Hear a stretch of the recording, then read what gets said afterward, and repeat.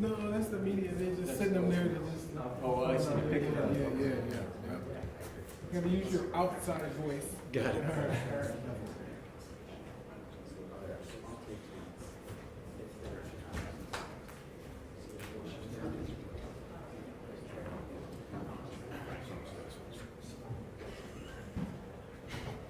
So we're gonna start exactly at 9:30. Okay. Great.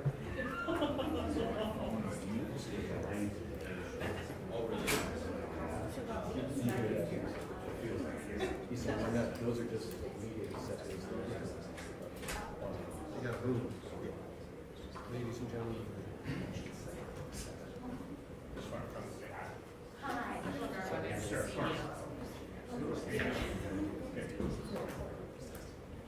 Just ask her. Well, I just don't know how to use it.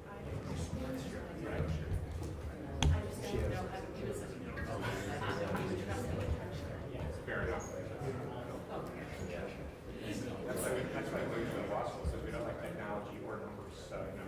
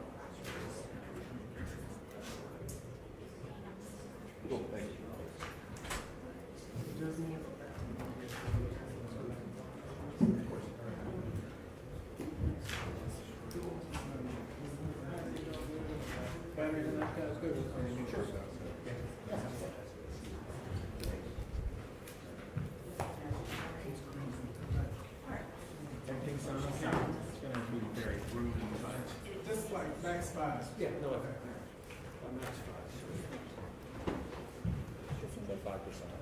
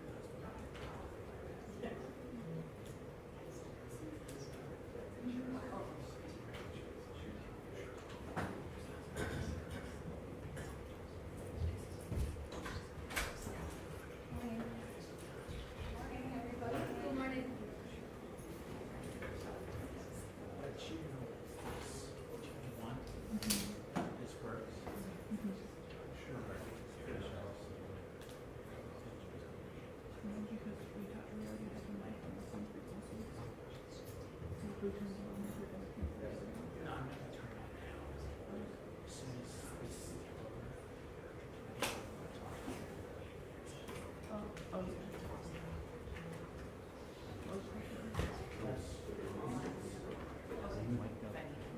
On the table too.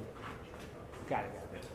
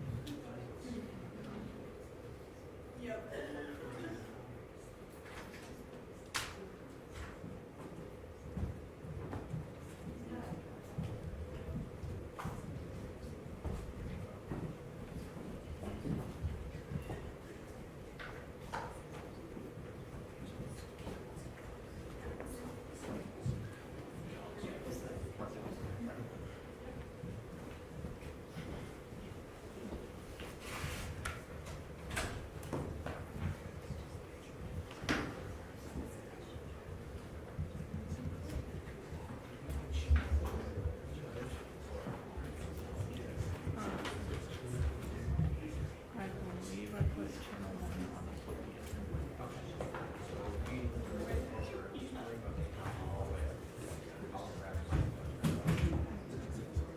I'll let you know for sure once they start talking, because I'm pretty sure channel 1 is on the other one.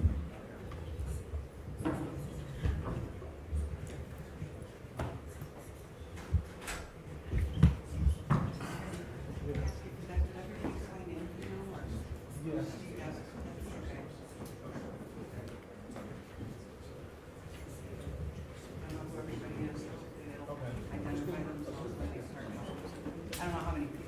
Okay, all right. We will. Yeah. Okay, thank you. You're welcome. Just a couple housekeeping things. Restrooms are outside to the right. Just double check your cell phones, okay? It's a good time to double check your cell phones, okay? We get started in like 2 minutes.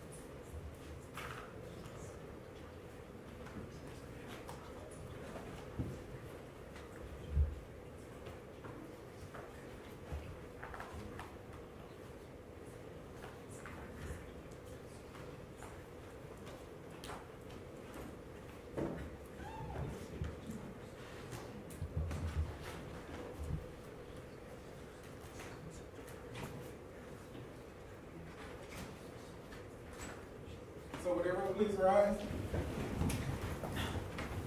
Honorable Judge Dorsey, we're presiding. You may be seated. Good morning, everyone. Good morning. So this is CV 251101189. The case is captioned the City of Cleveland versus the Haslam Sports Group, LLC.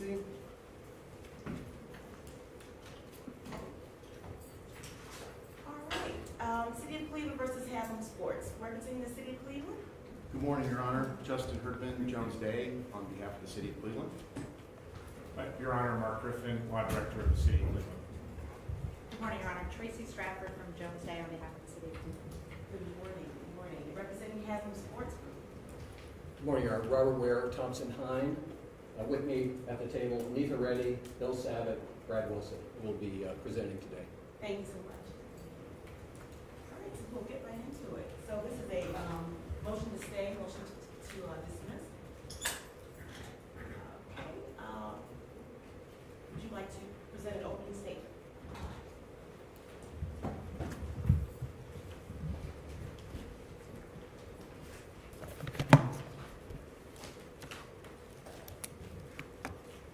Good morning, Your Honor. May it please the court. Sorry, can I just get your name one more time? Yes, I was just going to say William Savitt, which is S-A-V-I-T-T, from the Wachtell Lipton firm, and we're here on behalf of the Haslam Sports Group.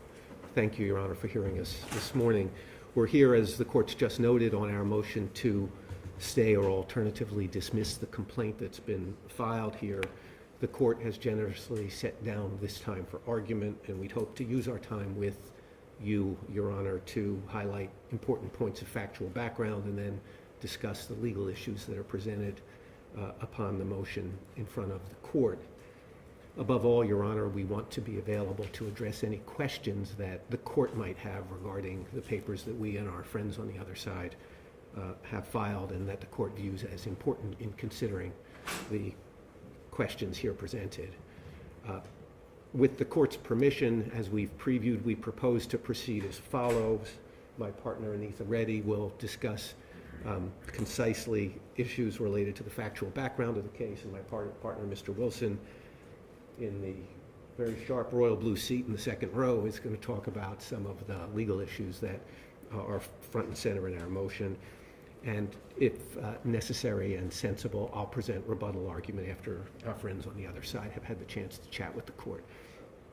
Before ceding the podium to the other side and then Ms. Reddy, let me offer a few words by way of brief introduction. This lawsuit, as the court knows, concerns the future of the Cleveland Browns football club.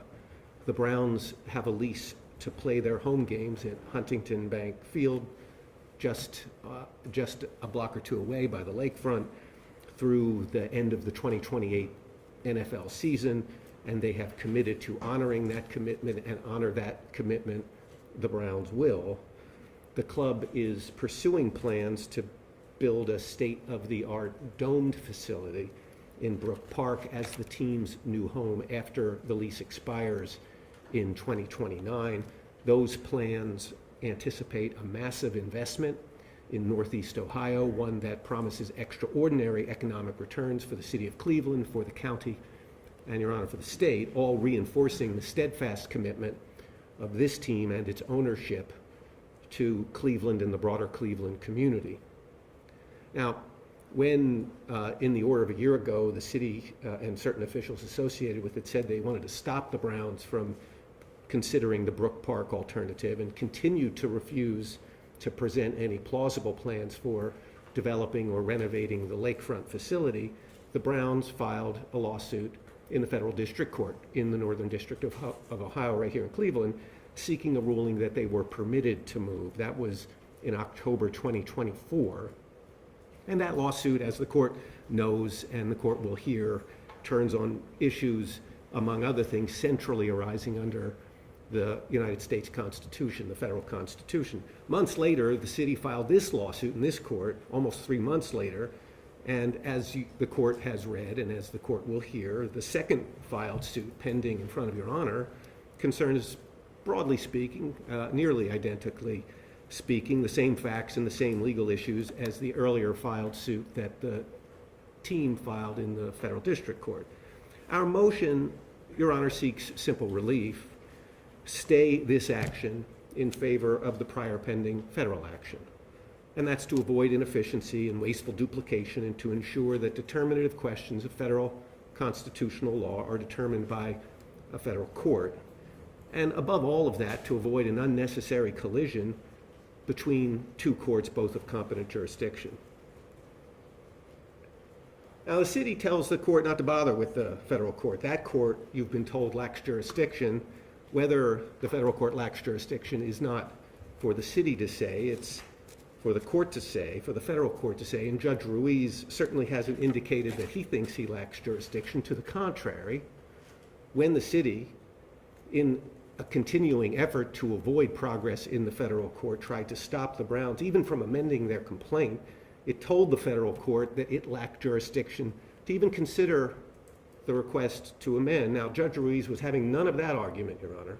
He issued a memorandum opinion because the city's motion required the drafting of an opinion, and an accompanying order that granted leave and green-lighted the Browns amendment in the federal court.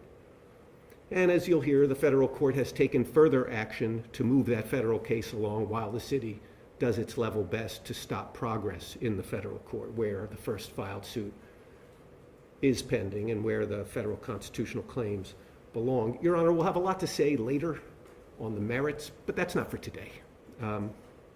We think the merits are overwhelmingly in our favor, but that's not for today. The issue for today is different, and it's narrower. It's whether this dispute should be litigated in one court or in two courts at the same time.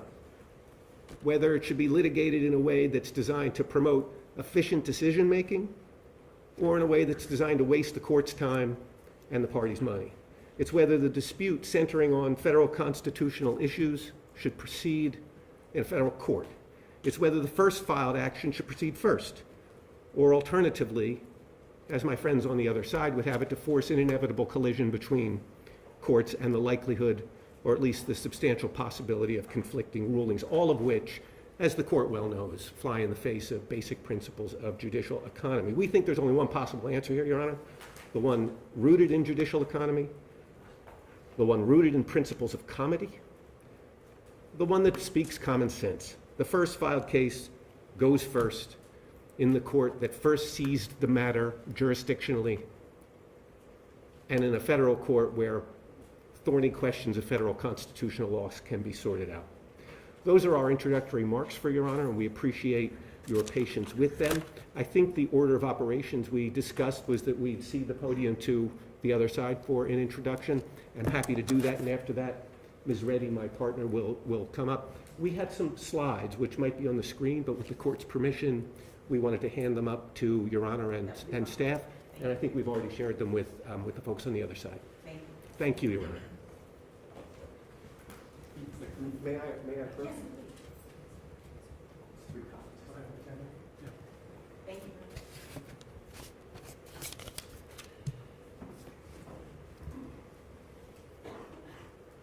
Good morning, Your Honor. Again, Justin Herdman on behalf of the City of Cleveland. And I will be brief here. I know we've got a lot to get to this morning. I just, in terms of introductory remarks, I will save most of what I have for response here to what my friends on the other side have to say. What I would say at the outset here is I would just offer this for the court. All of this on this side of the courtroom, every single person that's here, every slide that you're about to see, every ounce of effort that has gone into this presentation and this argument that you're about to hear, Your Honor, all of that is designed to do one simple thing. None of these folks ever want to walk back into this courtroom ever again after today. That is what this is all about. They don't want to be here. The Cleveland Browns do not want to be in an Ohio court with this dispute. That's what this is all designed to do. They don't want to have an Ohio court sit in judgment of this dispute. That's what this entire issue is about. And the City of Cleveland's position is the only place that this dispute should be is in an Ohio court. These are not overlapping cases, first of all. They're just not. When have you ever had an Ohio citizen come before an Ohio court with respect to a dispute on an Ohio lease with an Ohio municipality and say that there's a federal question that has to be decided before this court can sit in judgment of that lease dispute? That's exactly what the Browns just told you, Judge. The City of Cleveland is the landlord of the Cleveland Browns at Huntington Bank Field. We have a breach of contract claim that we have brought in a well-pled complaint that's before this court. There is not a single thing pending in that federal court case that is going to determine that breach of contract claim. I'll get to that later, but that is a simple fact that they cannot argue their way around. They're not going to be able to say anything about how that federal court case is going to touch that simple breach of contract claim.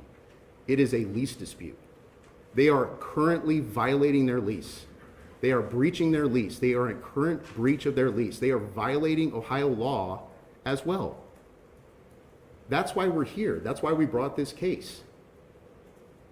And I'll have more to say about the posture of the federal court cases. There's not a lot to say about it other than keep this in mind. They are not the first filed case. Their complaint, their current complaint in federal court, was filed on Memorial Day, a month ago.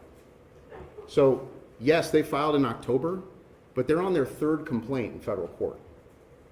It is a contorted procedural morass in federal court of their own making.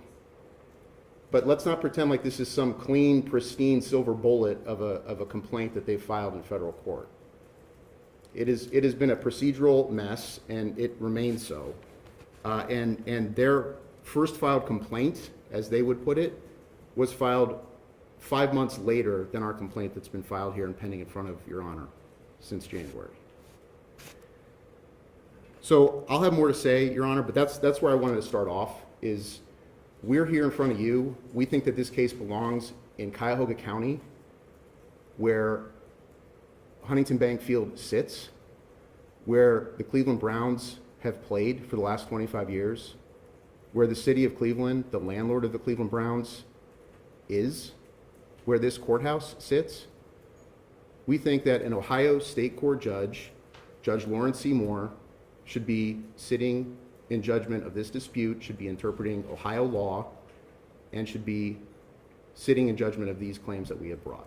And I'll have more to say about that later, but that's what I have to say in opening, Your Honor. Thank you. Ms. Ritt?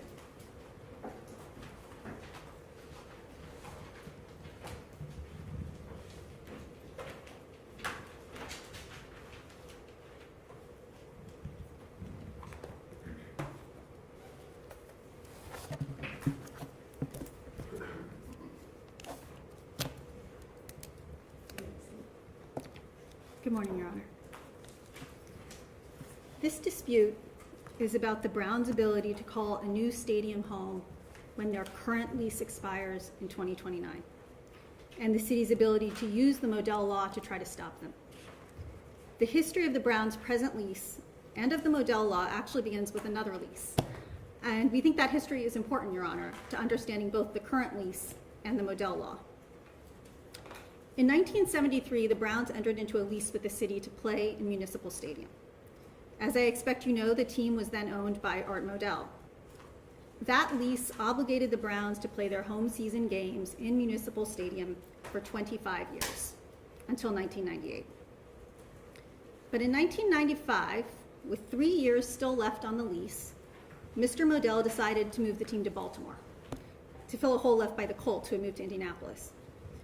And the city sued Modell, Mr. Modell, and the Browns for breach of the lease. They moved for a preliminary injunction.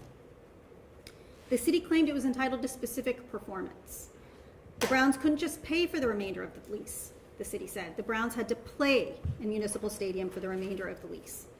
As the city argued in its PI brief, to allow the Browns to repudiate the lease agreement 3 years before its expiration would deny the city the essential benefit of its bargain.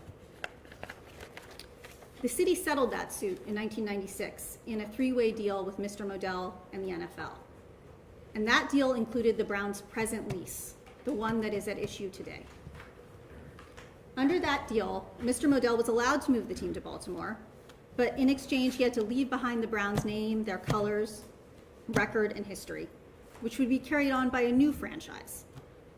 And in exchange for the NFL's authorization for a new Browns franchise in Cleveland, the city agreed to build a new stadium, partly funded by the NFL, that would be leased to that new Browns franchise.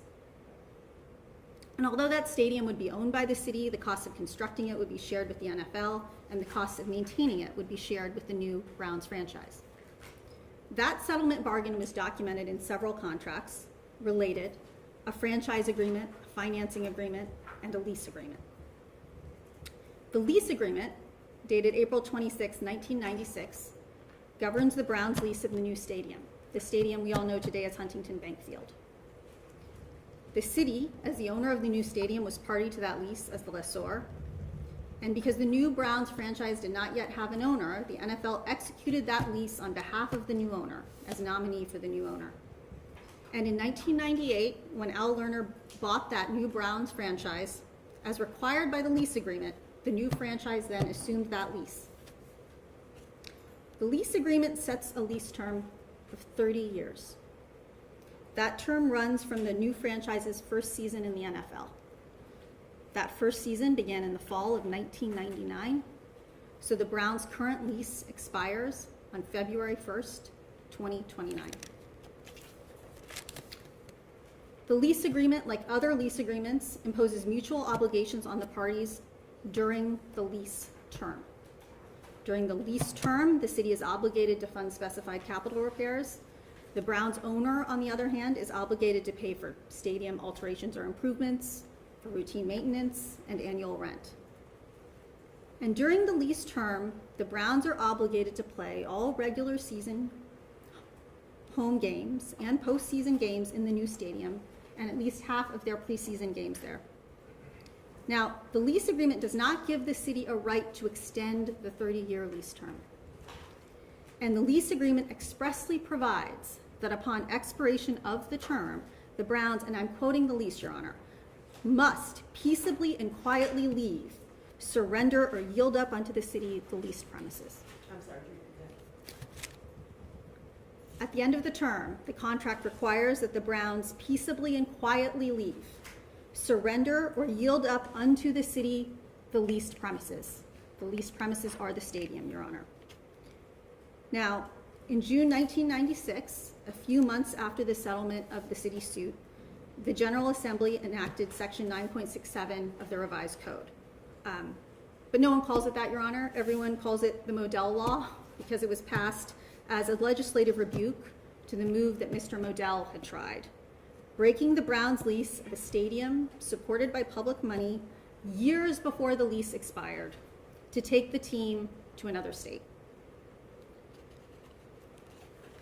Now, the Modell Law prohibits an owner of a professional sports team from moving the team from a tax-supported home stadium unless the owner either has an agreement with the political subdivision allowing the team to play home games elsewhere, or gives the subdivision notice of the intention to cease playing home games and an opportunity for the subdivision and area residents to buy the team.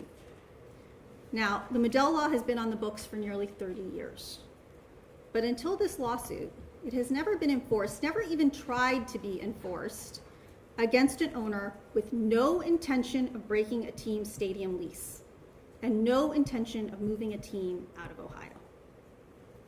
The Modell Law is not a trap for owners who are nothing like Art Modell. And the Haslam family, the Browns' current owners, are nothing like Art Modell. For the Haslams, the Browns are a family business. Jimmy is the chairman, his wife is the CEO. Their daughter Whitney and her husband are both managing partners, and they live with their 3 sons here in Cuyahoga County. The Haslam family has been committed to keeping the Browns, the Cleveland Browns, since they bought the team in 2012. In his very first press conference as the new owner, Jimmy Haslam declared there was 0 chance the family would move the team to another city. And within a year of buying the team, the Haslams started investing in it. They announced a $120 million plan to improve the existing stadium, and they paid for that up front so that those repairs and improvements could be done right away.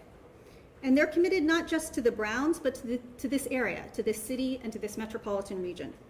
They funded the installation of synthetic turf fields at 16 high schools in the Cleveland area.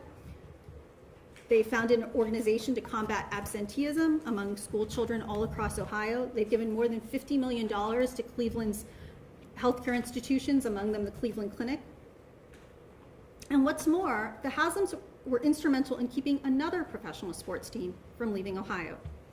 In 2017, the Columbus Crew, a major league sports team, threatened to leave for Texas when it still had 5 years left on its stadium lease with the state of Ohio.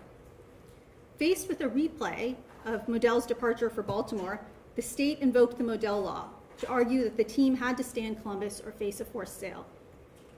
The Haslams stepped in. Recognizing that the Crew belongs in Columbus, in Ohio, they reached an agreement to invest in the team and keep it there. And then contributed another $220 million towards construction of a new state-of-the-art stadium and training facility for the team, which opened in 2021. And as in Cleveland, the Haslams have donated millions of dollars to support local education, parks, and healthcare in the Columbus area. As all of this should make clear, the Haslams are committed not just to Cleveland and the northeastern region, but to the state of Ohio. Now, under its terms, as I mentioned earlier, the Browns' current stadium lease ends on February 1st, 2029. By that time, the Lakefront Stadium will be 30 years old. As both the Browns and the city have long recognized, it cannot continue to serve as an adequate, let alone a first-rate home for the Browns without a major renovation and surrounding infrastructure improvements. And the city has long hoped for a comprehensive redevelopment of the lakefront, one that will connect it to downtown. So in 2017, knowing that the Browns would need to begin planning for a home that would serve the team in 2029 and beyond, Mayor Jackson asked the Browns to present a vision to redevelop the lakefront and link it to downtown. The Browns unveiled that development plan in May of 2021. It envisioned converting the Shoreway into a boulevard, building a landscape land bridge, and connecting downtown to the lakefront in a way that the city had always hoped. That fall, in November 2021, the Browns met with newly elected Mayor Bibb to discuss his vision for the lakefront. And they were encouraged by his support for that plan and for a vision of a redeveloped lakefront. So the Browns began a comprehensive investigation of a renovation of the Lakefront Stadium for use after the lease ended in 2029. What would it take? The Browns enlisted a team of experts, developers, architects, designers, construction companies, engineers, consultants, to create detailed renovation plans and cost estimates. And in early 2023, they presented that plan to the city and the county. As the plan showed, renovating the stadium to extend its useful life by another 20 years would require at least $1 billion in upfront funding. And that renovation plan itself depended on substantial infrastructure improvements that would drive development and in turn help pay for the renovation. Those infrastructure improvements would themselves cost hundreds of millions of dollars more. Now, after the Browns delivered that detailed renovation plan, the city did not identify a clear path for obtaining the necessary public funding to complete the project by 2029. And as the months passed, it became clear to the Browns that it was imperative, it was the responsible thing to do to develop a plan for a new home that did not depend on significant city funding. So the Browns began to look at sites in the Cleveland area that could support a stadium with a dome. Not an open air stadium, but a domed stadium. Now, stadium renovation and construction is massively expensive, at least $1 billion, easily multiple billions of dollars. And that expense is especially difficult to justify and finance for open air NFL stadiums, because NFL teams play only 8 to 10 home games a year. But when a stadium has a dome, it becomes an all-weather, all-season facility. One that can be used not just for NFL games, but year-round for concerts, shows, other sporting events. That economic activity, that year-round economic activity, makes private financing easier to get, and it boosts the tax revenues associated with the project. Put simply, the economics of a dome stadium mean a team can build a world-class facility with significantly less burden on the public fisc. Now, after a careful search, the Browns determined that the best place for a dome stadium in the Cleveland area was a vacant site in Brook Park, less than a mile from the city line, near Hopkins Airport and their training facility. And in April 2024, the Browns presented the county with a detailed proposal for a stadium there. A dome stadium with a useful life of at least 50 years could be built in 3.5 years at a cost of $2.4 billion. Now, in recent years, new FL stadiums have been built with majority public funding. But under the Haslam's proposal, private investment will cover more than half the cost, plus any cost overruns. And the public funding would ultimately be covered by taxes and fees on revenues generated by the new development and taxes on visitors. And to be clear, that initial public funding would not come from the city, but from the state. So the new stadium will allow Cleveland and its residents access to a state-of-the-art dome stadium sitting on its southwest border at zero cost to the city. Now, one would have thought that a proposal like that, a proposal for a new stadium less than a mile from the city, requiring no city funding, would at least merit a close look by the city. Instead, the city responded in May 2024 with an emergency ordinance, directing its lawyers to enforce the Modell Law to keep the Browns within city limits. And it said it was doing that to protect the interests of the taxpayers of the city. But the city did not explain how the Browns could possibly violate the Modell Law by simply looking for a new stadium in the Cleveland area to play in after their lease expires. And the city did not explain how it serves taxpayers to oppose a new stadium less than a mile from the city when it will cost its taxpayers nothing. The city's position that the Cleveland Browns are not the Cleveland Browns unless their stadium is within city limits doesn't make much sense. No one thinks that a sports team leaves its city by playing in a stadium in the metro area rather than within city limits. The NFL rules make clear that a team's home territory includes a 75-mile radius beyond the franchise city. Brook Park is less than a mile from the Cleveland city line. By playing in Brook Park, the Browns would be just one of many NFL teams that play in a suburb of their franchise city. The Dallas Cowboys play in Arlington. The Los Angeles Rams play in Inglewood. Heck, the New York Giants don't even play in New York. They play across the state line in New Jersey.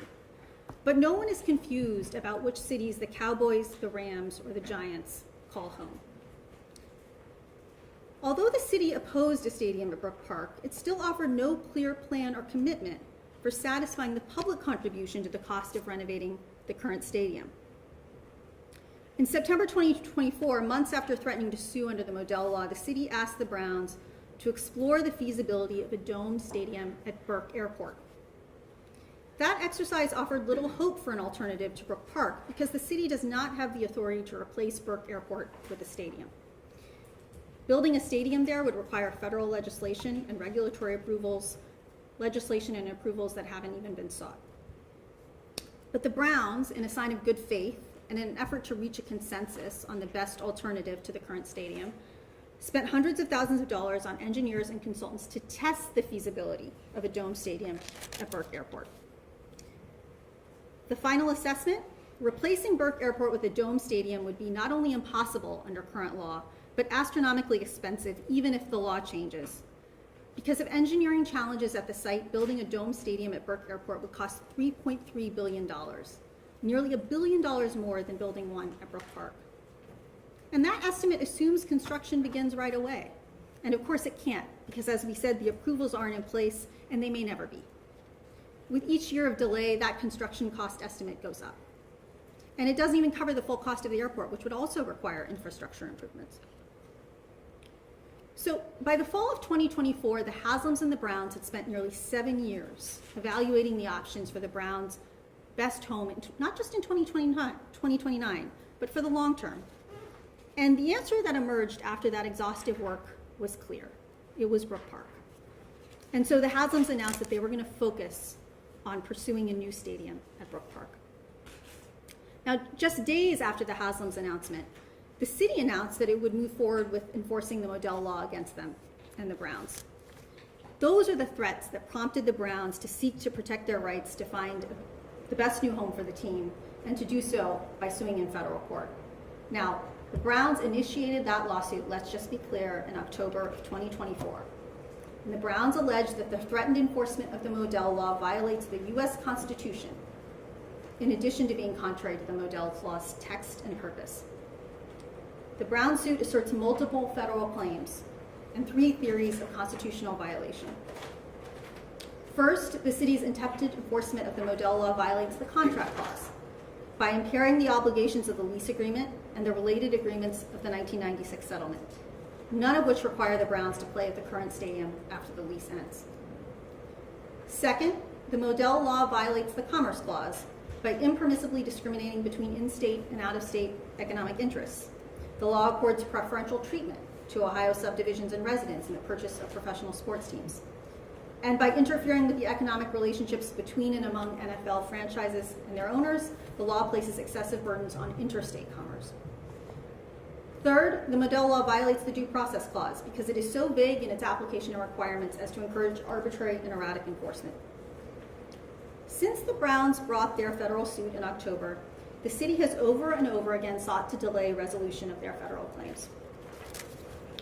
After obtaining an extension of time to respond to the Browns' federal complaint, the city then filed this copycat lawsuit nearly 90 days after the Browns filed their suit in federal court. And when the Browns sought to amend their federal complaint to add related federal claims, before the city had even answered or an initial case conference had even occurred, the city opposed that amendment, even though the federal rules direct that leave to amend should be freely granted. And decision after decision, both in the Northern District of Ohio and from the Sixth Circuit, makes clear that leave to amend should be granted as a matter of course when a case is in its early stages. Then the city invoked its opposition to leave to amend to refuse to meet and confer on case scheduling and discovery matters with the Browns. The city's tactics have needlessly dragged out the federal case. But Judge Ruiz has made clear that the federal case is proceeding. He granted the Browns leave to amend their complaint in a reasoned opinion. The city, in yet another delay tactic, moved for reconsideration of that order, or interlocutory appeal to the Sixth Circuit. That motion is as meritless as it sounds. The city couldn't manage to cite a single case in which leave to amend a complaint was subject to either reconsideration or interlocutory appeal. But more importantly, Judge Ruiz is not allowing that motion, or the pendency of the city's renewed motion to dismiss, to further delay proceedings. After the city filed these motions, he scheduled a case management conference for July, at which he will set a case schedule and initiate the discovery phase of the case. And he ordered the city to promptly file its answer to the Browns' complaint. That will be on file by June 30th, Your Honor. At this point, the question is thus not whether there will be active litigation in the federal court. There will be. The question is whether there will be active litigation in this court as well.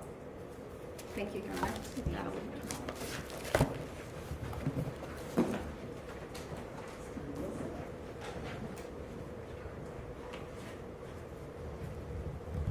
Good morning, Your Honor.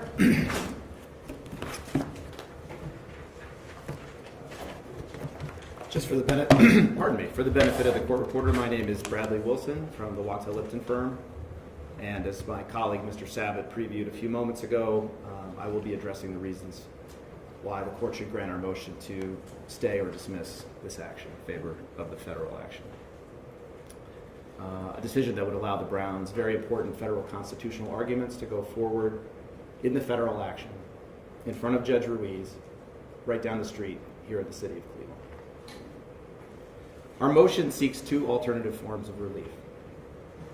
First, the entry of an order staying this copycat action pending resolution of the federal case.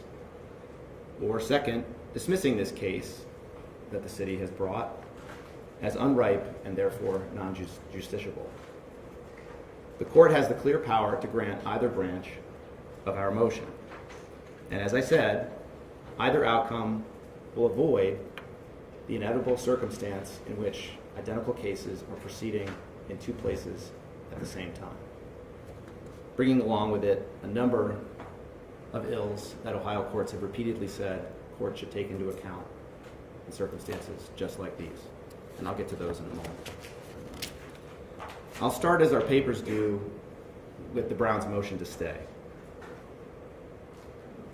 There can be no dispute that this court has the power to stay this case in favor of the federal action.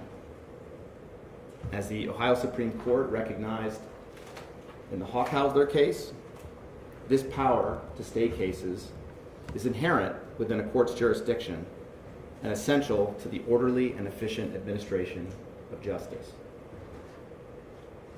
When a party asks for a stay of proceedings, as the Browns have done here, the court is instructed to focus on a number of considerations. In this circumstance, the most important considerations are comity, orderly procedure, and judicial economy. This has been settled Ohio law for more than 50 years, following the Supreme Court's decision in the Zellner case, which is referenced on the slide and cited at some length in our papers. In the Efros case, also cited in our papers, the Court of Appeals distilled these considerations down in a way that I believe captures what is the essence of the question that Your Honor has to answer. And that is whether a stay of proceedings is necessary to avoid a collision course. And a collision course is exactly what we're facing if the city is allowed to proceed with this copycat lawsuit. Comparing this case with the federal action, first of all, we have substantially overlapping parties. In both cases, the Browns and the Haslams on one side and the city on the other are the critical parties. We also have identical issues of law and fact. Resolving both cases will require the resolution of the Browns' important federal claims challenging the Modell Law and its application to the Browns under the U.S. Constitution. And that will in turn require factual findings about the purpose and effect of the Modell Law. Those are unavoidable questions in both cases, Your Honor, as I'll explain in a moment. Now, counsel for the city said this morning that this case is really just a lease dispute. We don't think that's right, Your Honor. We think that's obviously not right. From the beginning, this dispute has always been about the Modell Law and the U.S. Constitution, and nothing the counsel said this morning changes that. It is true that the city has a tack-on claim, it's count 2 of their complaint, for anticipatory breach of the stadium lease. But if the court looks at the complaint, and specifically at paragraph 82, the court will see that a necessary predicate for that anticipatory breach claim is a violation of the Modell Law. Without it, there is no breach, and can be no breach, as the court will see, and as I think the city would concede if asked. We'll talk a little bit more about the anticipatory breach claim in a moment, but we just don't fundamentally disagree with the concept that this is a lease case. There's a lot more significant matters at stake, and they're constitutional in nature. Proceeding with two... It is an issue, correct? Pardon me? It is an issue, the lease. Your Honor, I don't think that the lease is an issue. I think that claim will be dismissed or should be dismissed. As I said, the provision that they're relying on is a compliance with law provision. We're not even sure that it really applies in the way that they're trying to apply it, but even if it does, and I'll accept that it does for purposes of this pleadings motion, the theory is that the Browns are violating the Modell Law today. We don't think that's right. We laid that out in our papers, and I'll talk about it in a moment. And if the Browns aren't violating the Modell Law today and can't violate it until the lease term ends at the end of the 2028 season, which we think is clearly correct under the statute, the compliance with law provision isn't even implicated. Because that provision, as the court would expect, like every other provision in the lease, goes away when the lease expires. It explicitly says that the Browns have to comply with the law during the term of the lease. And the Browns have done that. There's no allegation that they've breached the lease in any other way. And they will continue to do that through the end of the lease term. And I don't think the city is disputing that, and certainly they don't allege that the Browns have expressed any intention to leave Huntington Bank Field before the lease ends. So we don't think that the lease is properly in the case. We think it should be dismissed whether or not this case goes forward. And I'm happy to turn to that now, or I can come to it when we get to the motion to dismiss. As I said, allowing the two cases to proceed in parallel in two courts is not only inefficient and needlessly expensive, it sets up a direct clash between this court and Judge Ruiz. It incentivizes a race to judgment that disserves the interests of justice, this court, the federal court, and all of the parties involved. Now, why would we expect a race to judgment in the two courts? The reason is that the federal and state actions are, for all intents and purposes, identical. In both cases, the court will be called upon to decide whether the city has their legal right to invoke the Modell Law and prevent the Browns from moving to Brook Park in 2029. Given the significant overlap in parties and issues, the decision in the court that reaches judgment first could potentially be res judicata in the other. We certainly would expect the prevailing party to make that argument. Making matters worse, at every turn along the way to that final judgment, there will be a constant risk of inconsistent judicial rulings on scheduling matters, discovery matters, and subsidiary issues of law and fact that may come up along the way during the case. And that'll require the parties to be shouldering different obligations and different case structures at the same time on the same issues in two different places at courthouses located just a few miles apart. Staying this case pending resolution of the earlier filed federal action avoids all of these dangers. There will be no judicial duplication, no risk of potentially divergent rulings, and no incentive to play games to get one case or the other to the finish line first. Now, Ms. Reddy talked about some of the ways that the city has been trying to play catch-up by slowing down the federal action to try to prevent it from moving forward.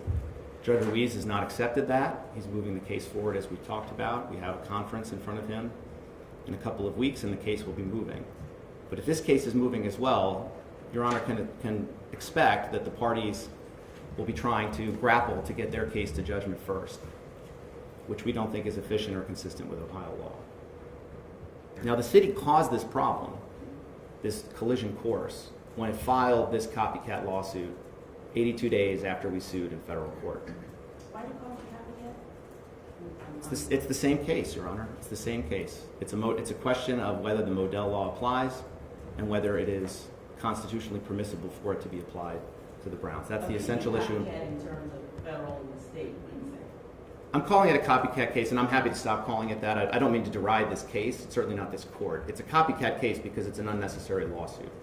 All of the issues that the city needs to have resolved with respect to the future of the Browns and Huntington Bank Field will be decided in the federal action. The federal action is, at its core, a declaratory judgment suit. We are seeking a judicial declaration from Judge Ruiz that the Browns have the right to move to Brook Park after the lease expires. That's true because of the federal Constitution, which would prevent the Modell Law from being applied in the way the city is trying to apply it. And it's also true just as a matter of state law itself. It's true as a matter of how the Modell Law should be interpreted, consistent with its text, history, and purpose. That's what the federal case is designed to achieve, and we brought that lawsuit as soon as we knew there was a threat to enforce the Modell Law because the Browns need prompt clarity. The Browns need to know that they are going to be able to move to Brook Park because there's a lot of work going on to try to prepare the site for football in a few years from now. And as you would expect, building a state-of-the-art dome stadium takes time. And so we need clarity from the federal court promptly so that the Browns know and don't have a dilemma where they're forced to choose between building their stadium and risking a court someday telling them they can't move there, or not building the stadium based on the threat from the city to enforce the Modell Law at the end of the lease. So that's why we sued in federal court. That's why we're pursuing prompt relief in federal court. And the city can litigate all of its issues there. And those issues will be litigated in the federal action. That case is moving forward, notwithstanding the city's earlier arguments that the federal court somehow doesn't have jurisdiction to consider federal constitutional claims. Now, this problem has come up before, and so not surprisingly, Ohio law has addressed the ways in which courts in this court's position can avoid the collision course that Ephros talks about. Ohio courts have frequently granted stays pending resolution of closely related federal court proceedings. The Barnett case cited in our papers is one example. In that case, the court gave priority of jurisdiction to an earlier filed federal case that involved identical claims under a federal statute. The court explained that a stay was appropriate to eliminate dangerous conflicts of jurisdiction and an unseemly race to judgment. What was that case about? Barnett. I believe Barnett, Your Honor, let me remind myself because I don't want to misspeak. Yes, that was a case involving a claim under a federal railroad statute and whether employers had violated employees' rights under that statute. It involves similarly weighty constitutional issues, as I recall, but they're federal issues, and so they should be decided in a federal court. Zellner is another example. Zellner was a desegregation case in which there were competing proceedings in federal and state court. And the Ohio Supreme Court held in that case that a first filed federal action to determine whether a decision by the Board of Education of this state violated the petitioner's constitutional rights should proceed in lieu of a state court mandamus proceeding. And that outcome, the court said, the outcome of staying the state proceeding was controlled by considerations of orderly procedure, as well as the federal court's greater familiarity and expertise with the subject matter. Now, obviously this isn't a desegregation case, but we don't think that that's a sufficient basis to distinguish Zellner. because it is a constitutional case. There are very significant constitutional claims here. There's a Contracts Clause claim, there's a Due Process claim, and there's a Commerce Clause claim. And the reasoning of that case, that the federal courts are ultimately better equipped to deal with those kinds of federal constitutional arguments, applies with full force here.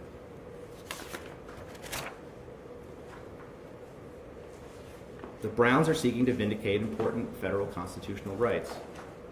And the vehicle they're using to do that is one that has been endorsed over and over again by the U.S. Supreme Court. Now, that vehicle is something that's known as a pre-enforcement declaratory judgment action. And I'll talk more about that in a second.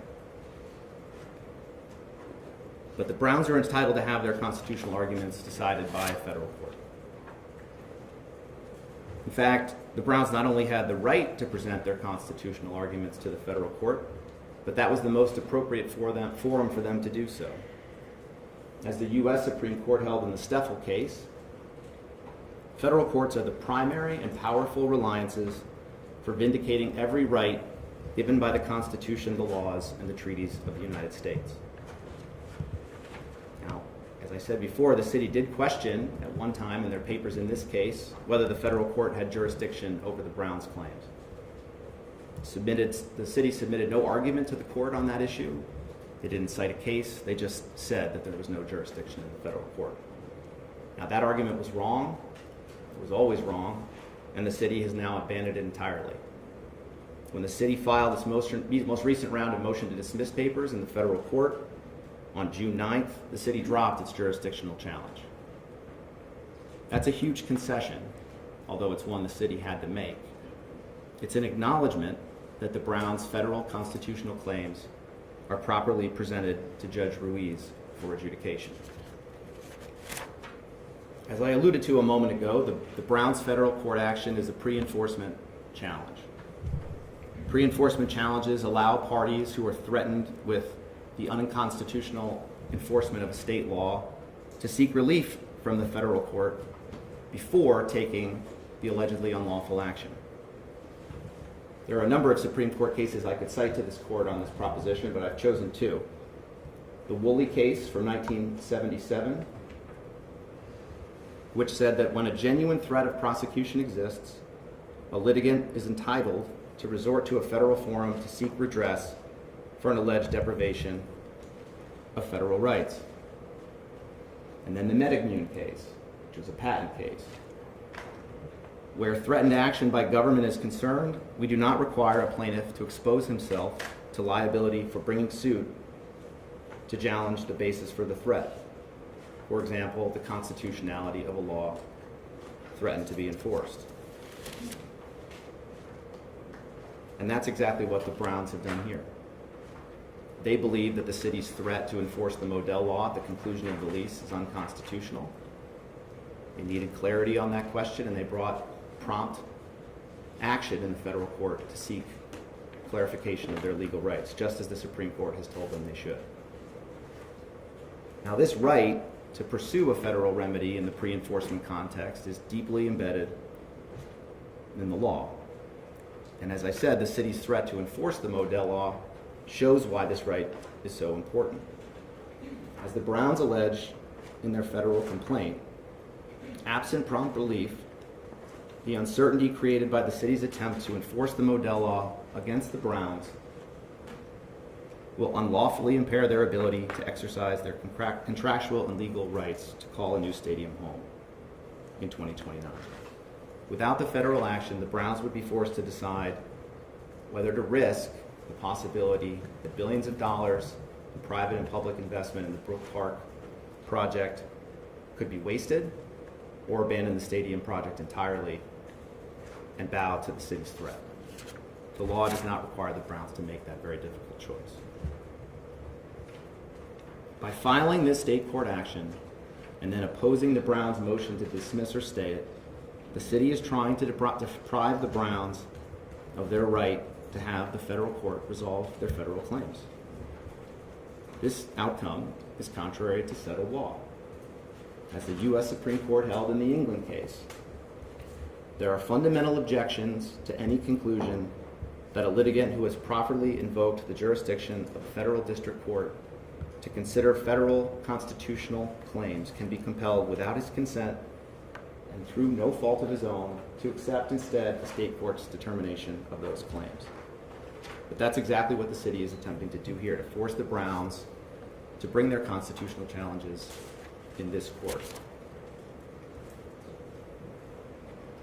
Now, the city argues that the Browns could simply reserve their federal constitutional arguments, present only state law arguments to this court, and then ask Judge Ruiz at some point in the future to resolve their federal constitutional claims.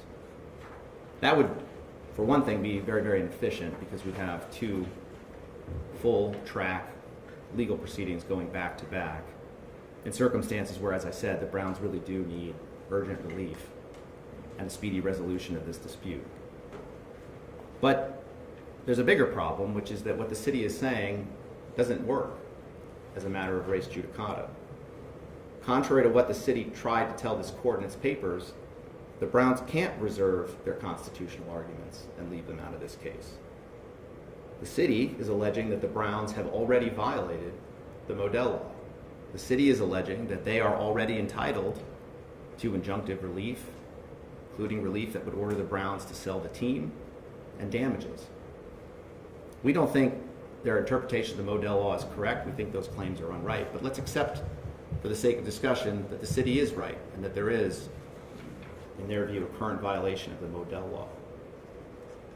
If the city prevails on that claim and gets a judgment in its favor, that'll very likely be res judicata as to the federal action. The Browns would be then precluded from making any further argument to try to avoid liability under the Modell Law. They'd be stuck with the judgment of this court, and their federal constitutional claims would have gone by the wayside. So unless the court grants this motion, the Browns will have no choice. They'll be forced to bring their constitutional claims and arguments and defenses in this proceeding as well. That's not how it's supposed to work, Your Honor.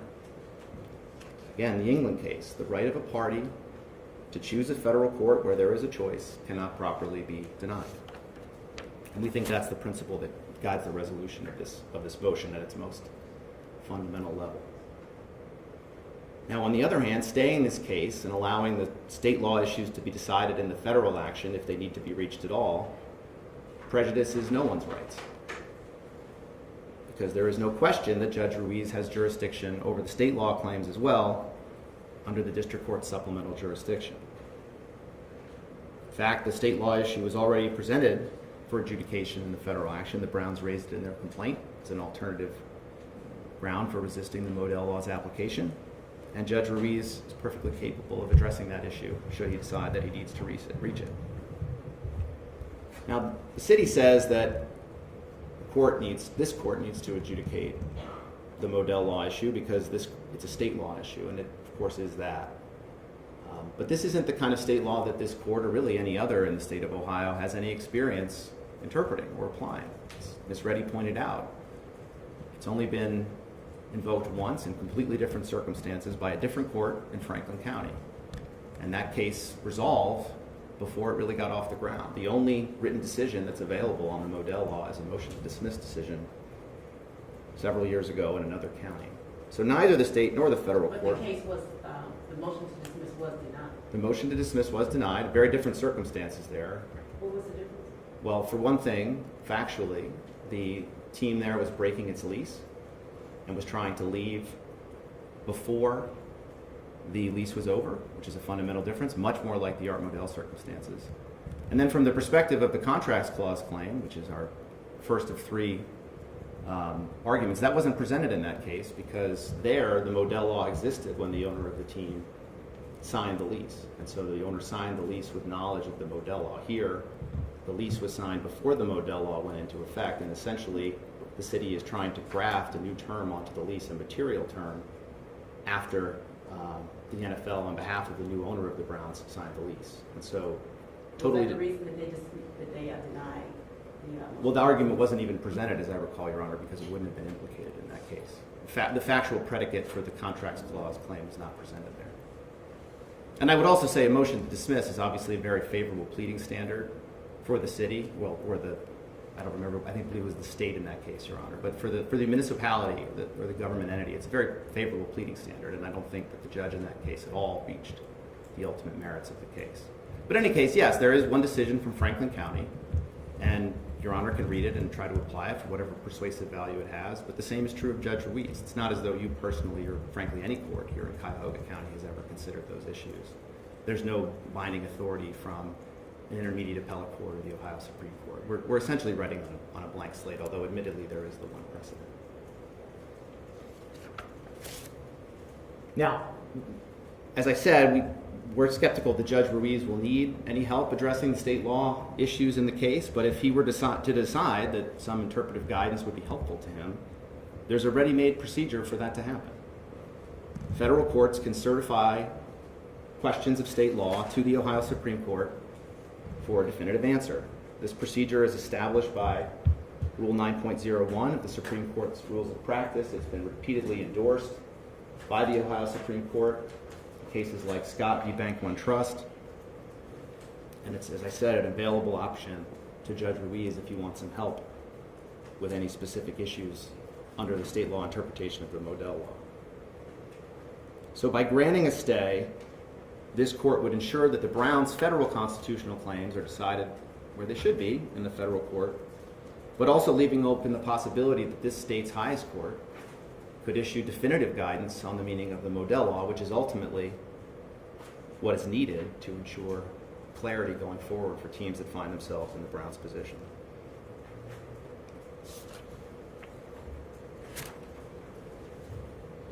Now, I'll just briefly address a point that I touched on earlier, and I think Your Honor asked about this. The city has argued that a resolution of the federal case will not resolve the dispute, but that's just not correct, Your Honor. In the federal action, as I said, the Browns are seeking a declaratory judgment that the city cannot enforce the Modell Law against them. And the judgment on that claim will most likely bind the city and the Browns under res judicata principles. That is indeed the whole point of declaratory judgments, as the court, of course, knows, to establish a binding adjudication that enables the parties to enjoy the benefits of reliance and repose secured by res judicata. That's from the Holland case in the U.S. Supreme Court just 2 years ago.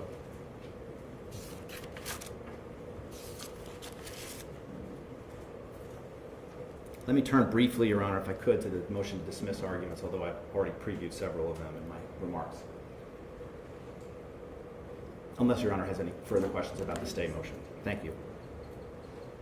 As we said in our papers, if the court does not stay this case in favor of the federal case, it should dismiss the case entirely. The grounds for dismissal are straightforward. First, counts 1 and 2 of the complaint are not ripe. Both claims are premised on an alleged current violation of the Modell Law in circumstances where it is not possible for the Browns to violate the Modell Law for at least several years. For at least several years, if and when the Browns leave Huntington Bank Field and start playing their games somewhere else.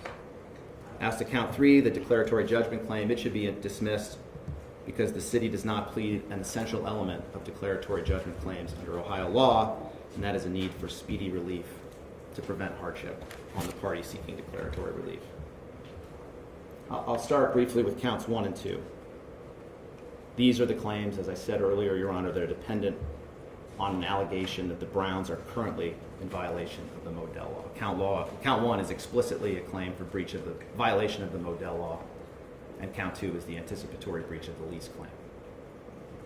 As the Ohio Supreme Court explained in the Quinn case, to be justiciable, a claim must be ripe for review, and a claim is not ripe if it rests on contingent events that may never occur at all. Counts 1 and 2 of the city's complaint, Your Honor, are not ripe under this standard because they are contingent on a future event. And that future event is the Browns ceasing to play home games at Huntington Bank Field by the lakefront, just out back, and beginning to play most of their home games elsewhere. That is the triggering event for a violation of the statute. And we know that because that's what the statute says. Now,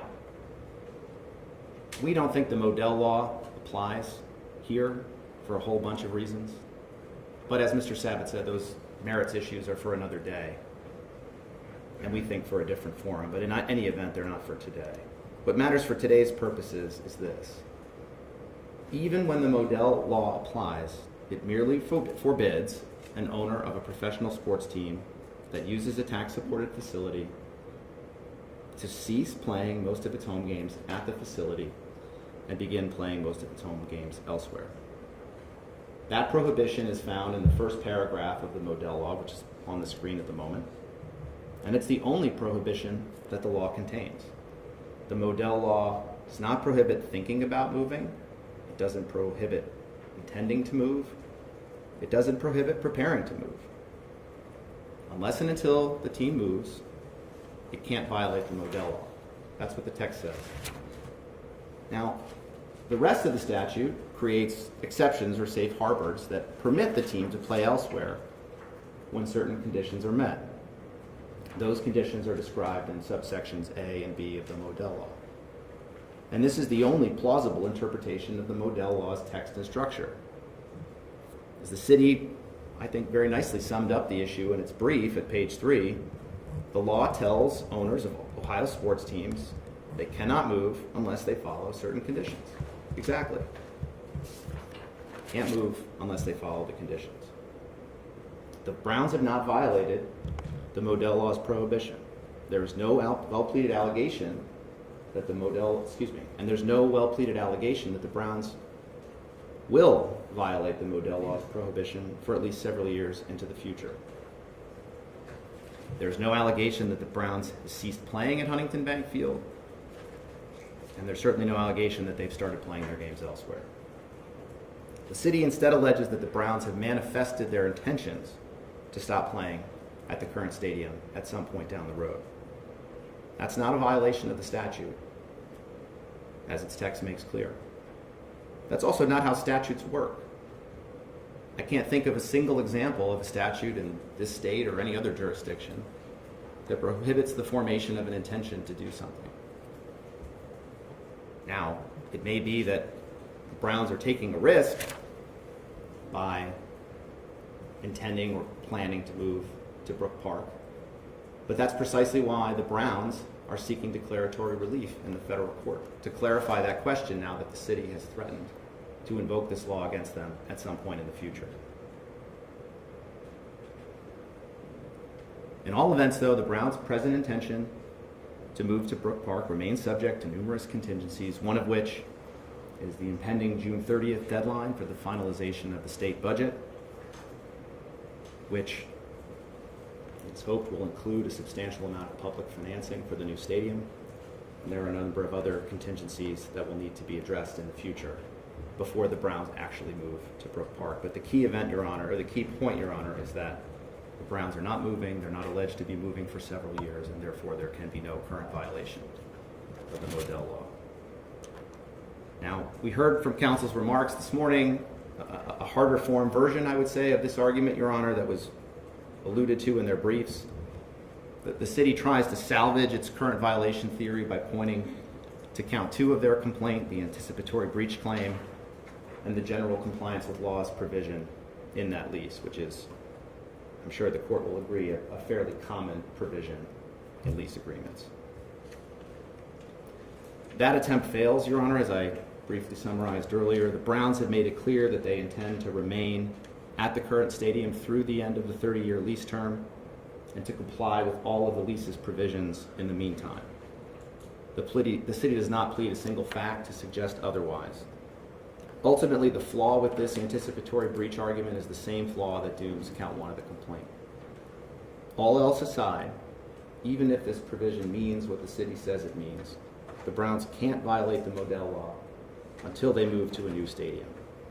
And that won't happen until the lease expires. By that time, as you can see from the highlighted text, this provision that they are invoking will no longer apply to the Browns because it terminates when the lease terminates at the end of the 2028 season. I'll very briefly conclude, Your Honor, by addressing count 3, the city's parallel, or maybe better phrase would be mirror image, declaratory judgment claim. On the surface, this claim does look like a carbon copy of the Browns declaratory judgment claim, but the parties are in very different positions, and that matters under the law. As the Court of Appeals held in the T&M Machines case, an essential element for declaratory relief is that speedy relief be necessary to preserve the rights of the parties. The court went on to explain that unless delayed review will cause hardship, an issue is not ripe for declaratory judgment.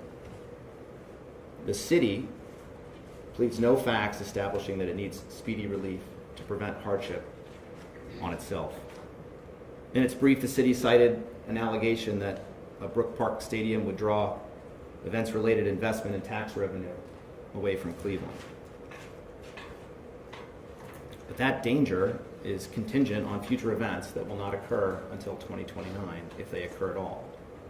The city's complaint is very clear on this point and this timing. The complaint alleges in paragraph 42 that the city will lose economic output every year should the Browns abandon their stadium. The Browns, by contrast, face a massive dilemma right now. The Browns want to proceed with the Brook Park opportunity. They want to invest additional time and capital into that project. But the city's threat to invoke the Modell Law against them is complicating those efforts and putting that investment at risk. That is why the Browns need relief from the federal court. The city is perfectly well situated. As things stand, the uncertainty benefits the city. As the Ohio Supreme Court explained in the Burger Brewing case, and this pertains to the Browns, not the city, it was to lift people from the horns of such a dilemma that the Declaratory Judgment Act was enacted. The Browns case cries out for speedy relief. The city's does not. And count 3 should likewise be dismissed. Your Honor, unless you have any further questions, I'd be happy to cede the podium to Mr. Herdman and reserve the balance of our time for rebuttal. Thank you. Thank you, Your Honor. Judge, would you mind if I took a break? Would that be okay? Thank you. Just, Fred, just give me 5 minutes. Thank you.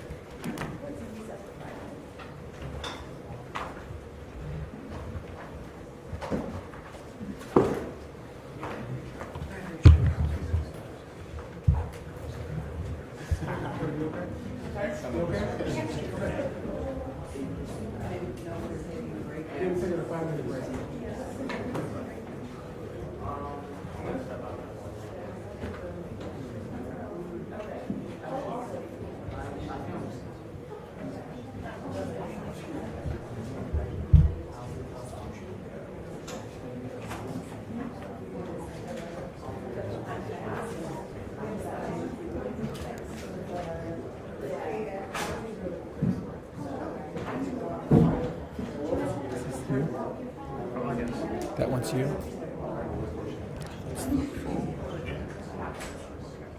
Andrew?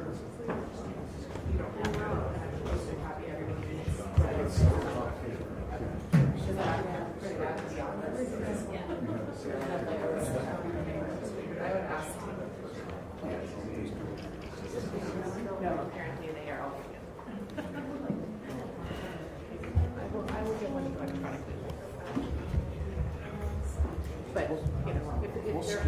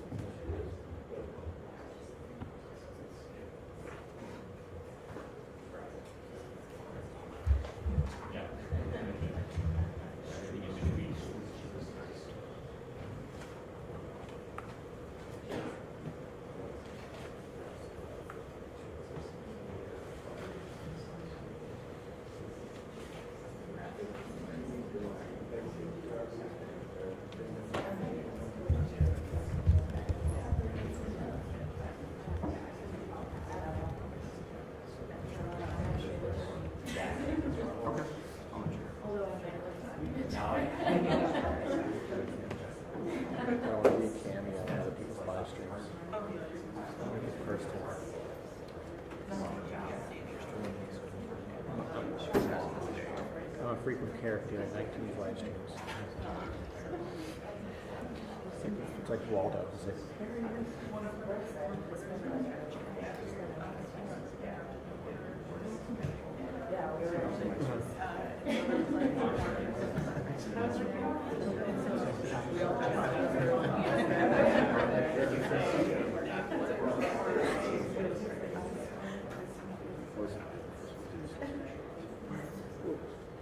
Where was this again? Tulsa. Okay. Okay. Hey guys, I got another photo coming up with some spare batteries for me. If we're all like kind of clumped together, would you guys mind just like days of change, just pass them off to me? Appreciate it. Thank you. Yeah, I came with 2 fully charged batteries and one just got drained. The other one's got maybe an hour left. I'm like, why?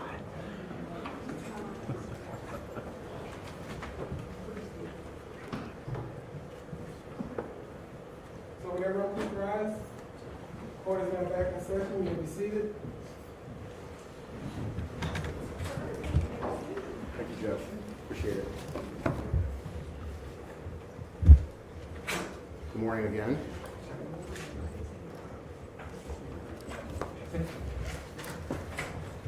Well, appreciate again the opportunity to address the court. So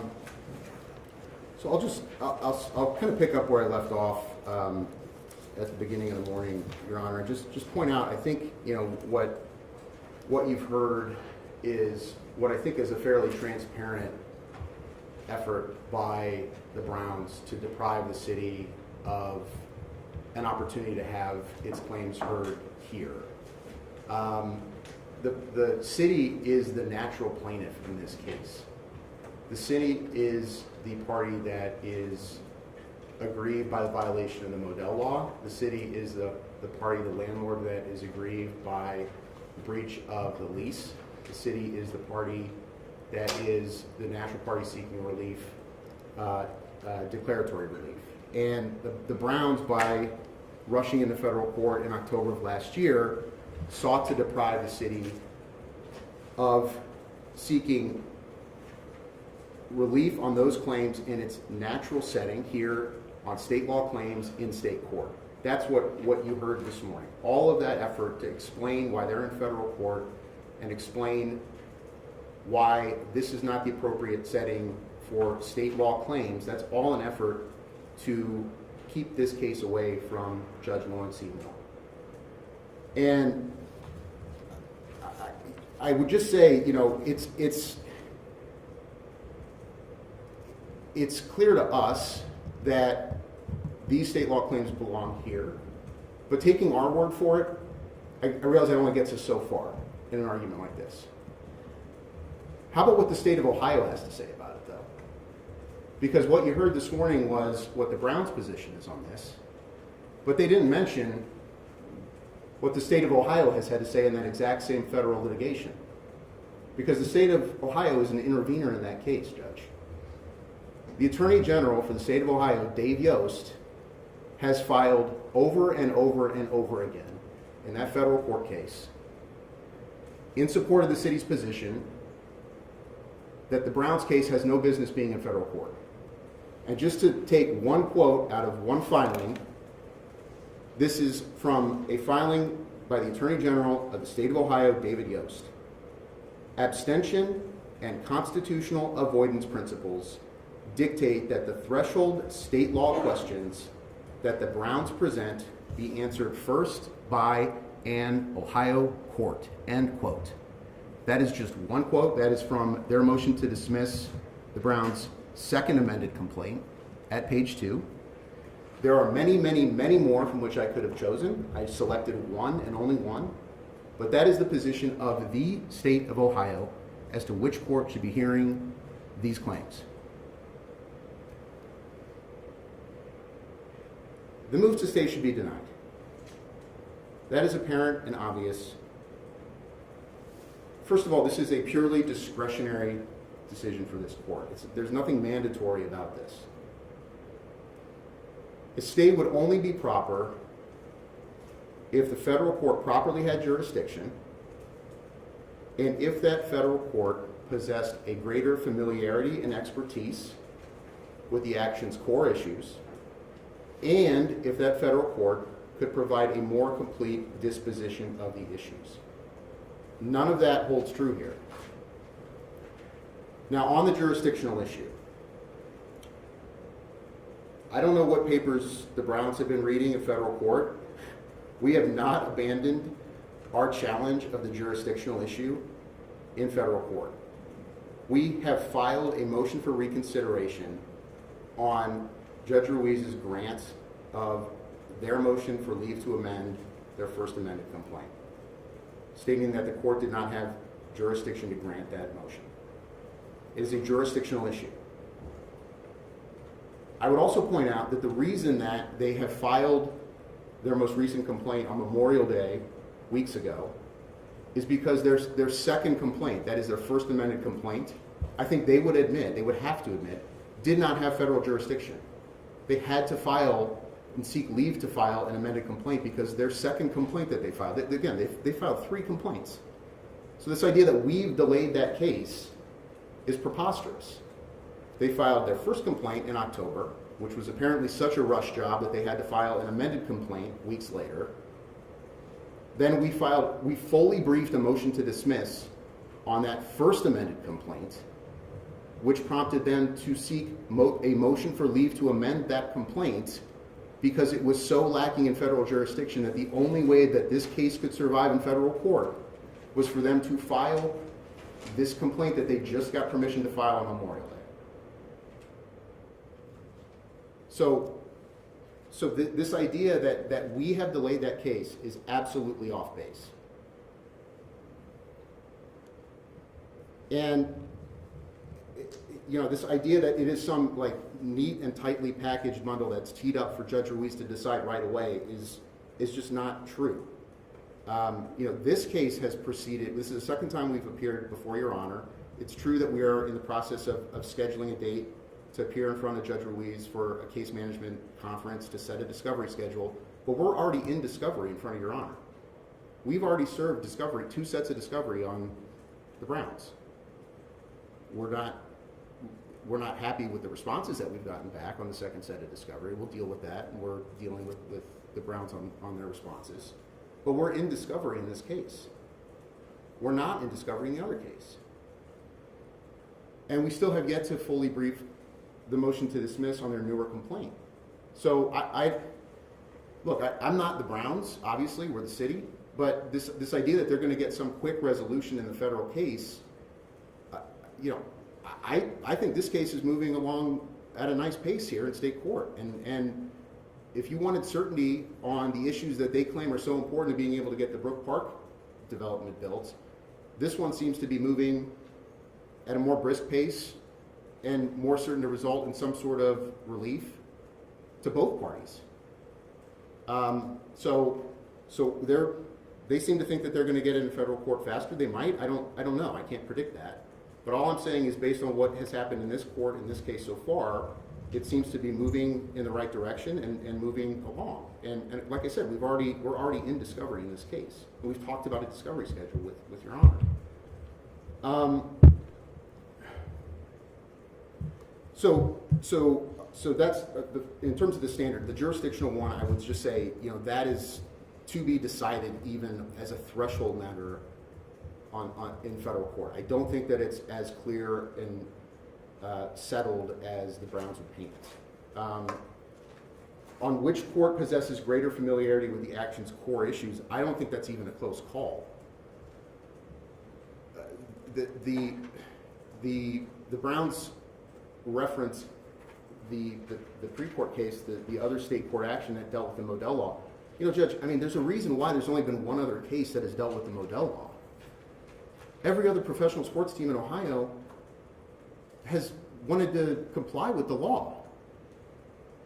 We've only had 2 teams that have tried to violate it in the entire history of the law in 30 years. The Columbus Crew and now the Browns. So it's not a surprise that you've only got one other precedential case out there. Why should we be surprised that there's only one other case out there on a motion to dismiss? And it was an Ohio state court that interpreted the Modell Law in that case, not a federal court. an Ohio state court. And when the Browns speak of interpreting the Modell Law, or whether their theory of the Modell Law is triggered, I'll get to that in a moment, or when it's triggered, they are talking about an Ohio law passed by an Ohio legislature, signed by an Ohio governor, and previously interpreted by only one court, which is an Ohio court. Why would we not have that interpreted by an Ohio court, by an Ohio judge, Judge Lauren Moore?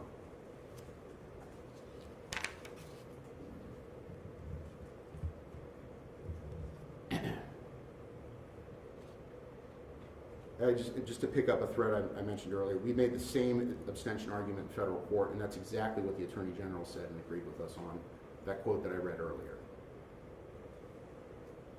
And it makes sense because those state law questions will come before any federal law question. If this court determined that the Modell Law did not apply to the Browns and their proposed move to Brook Park, if you agreed with their interpretation of the merits of the Modell Law, those federal questions would not even be reached. It would just be a state law interpretation. There would be no need to discuss the federal law.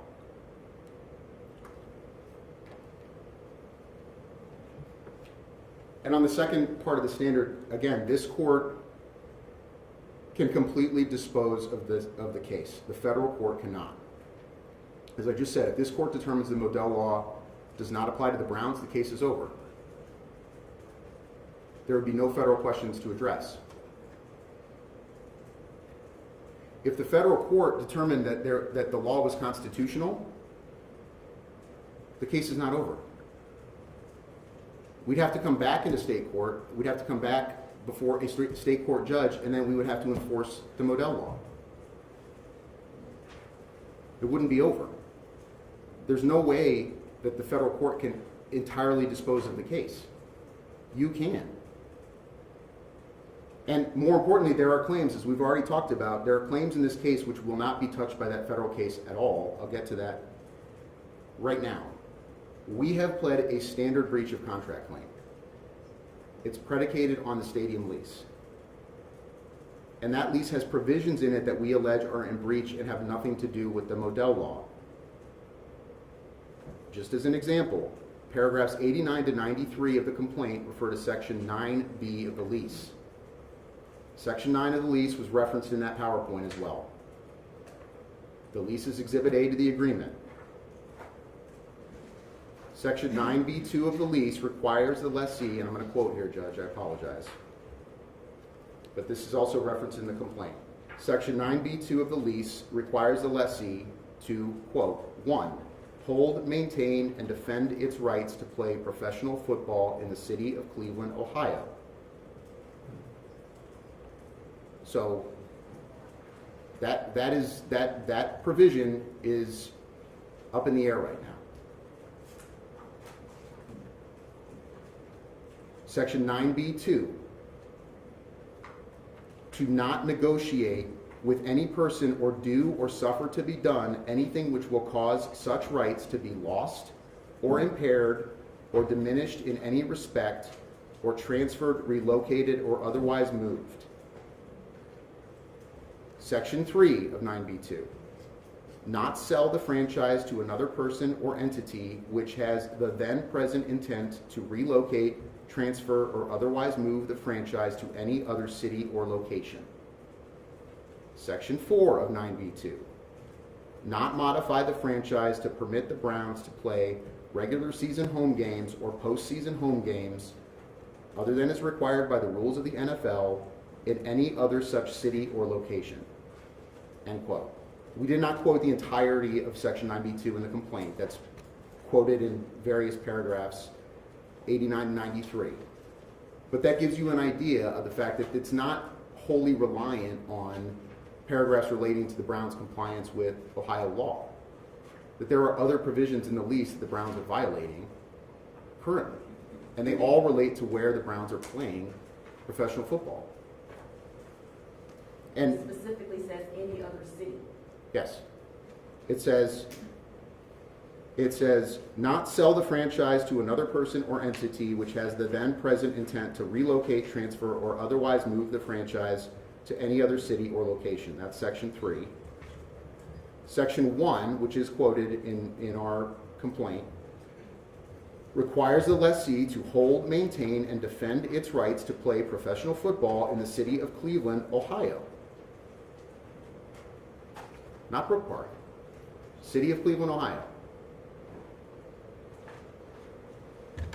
Now, if they're going to say that we didn't, specifically allege that they breached that particular provision, well, apparently, liberal pleading or liberal amendment of a complaint is all the rage. So, what's good for the goose is good for the gander. If that's an argument that they're going to raise in 5 minutes when they get back up here, I'm just previewing that might be something you hear. We would anticipate that's something that they're going to say. But we have alleged that particular provision in our breach claim, Judge. And whether or not we'd have to amend it, I say that for another day. But I am pointing out to the court that we have alleged specific provisions in the lease with the Browns that we claim are in breach now. And these are not subject to what's going on in federal court. They have nothing to do with the Modell Law and whether or not the Browns are violating the Modell Law. These are standard lease provisions that are in breach.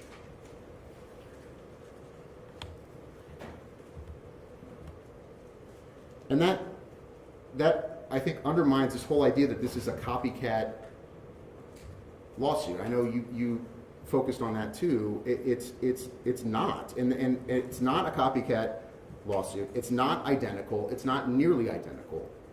It's a different lawsuit, grounded in different claims, grounded in a different set of disputes.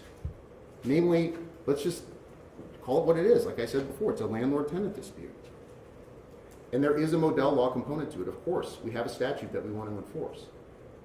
But all of that together is before the court, and appropriately so. And all of that weighs against there being a stay here, for the reasons I just outlined with respect to the standard.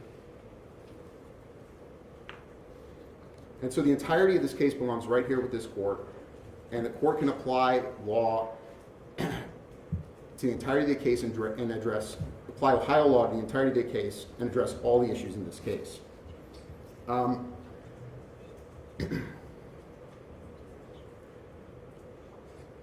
I also just want to pause for a moment because I think that this is important, particularly with respect to what I just read with respect to 9B in the lease.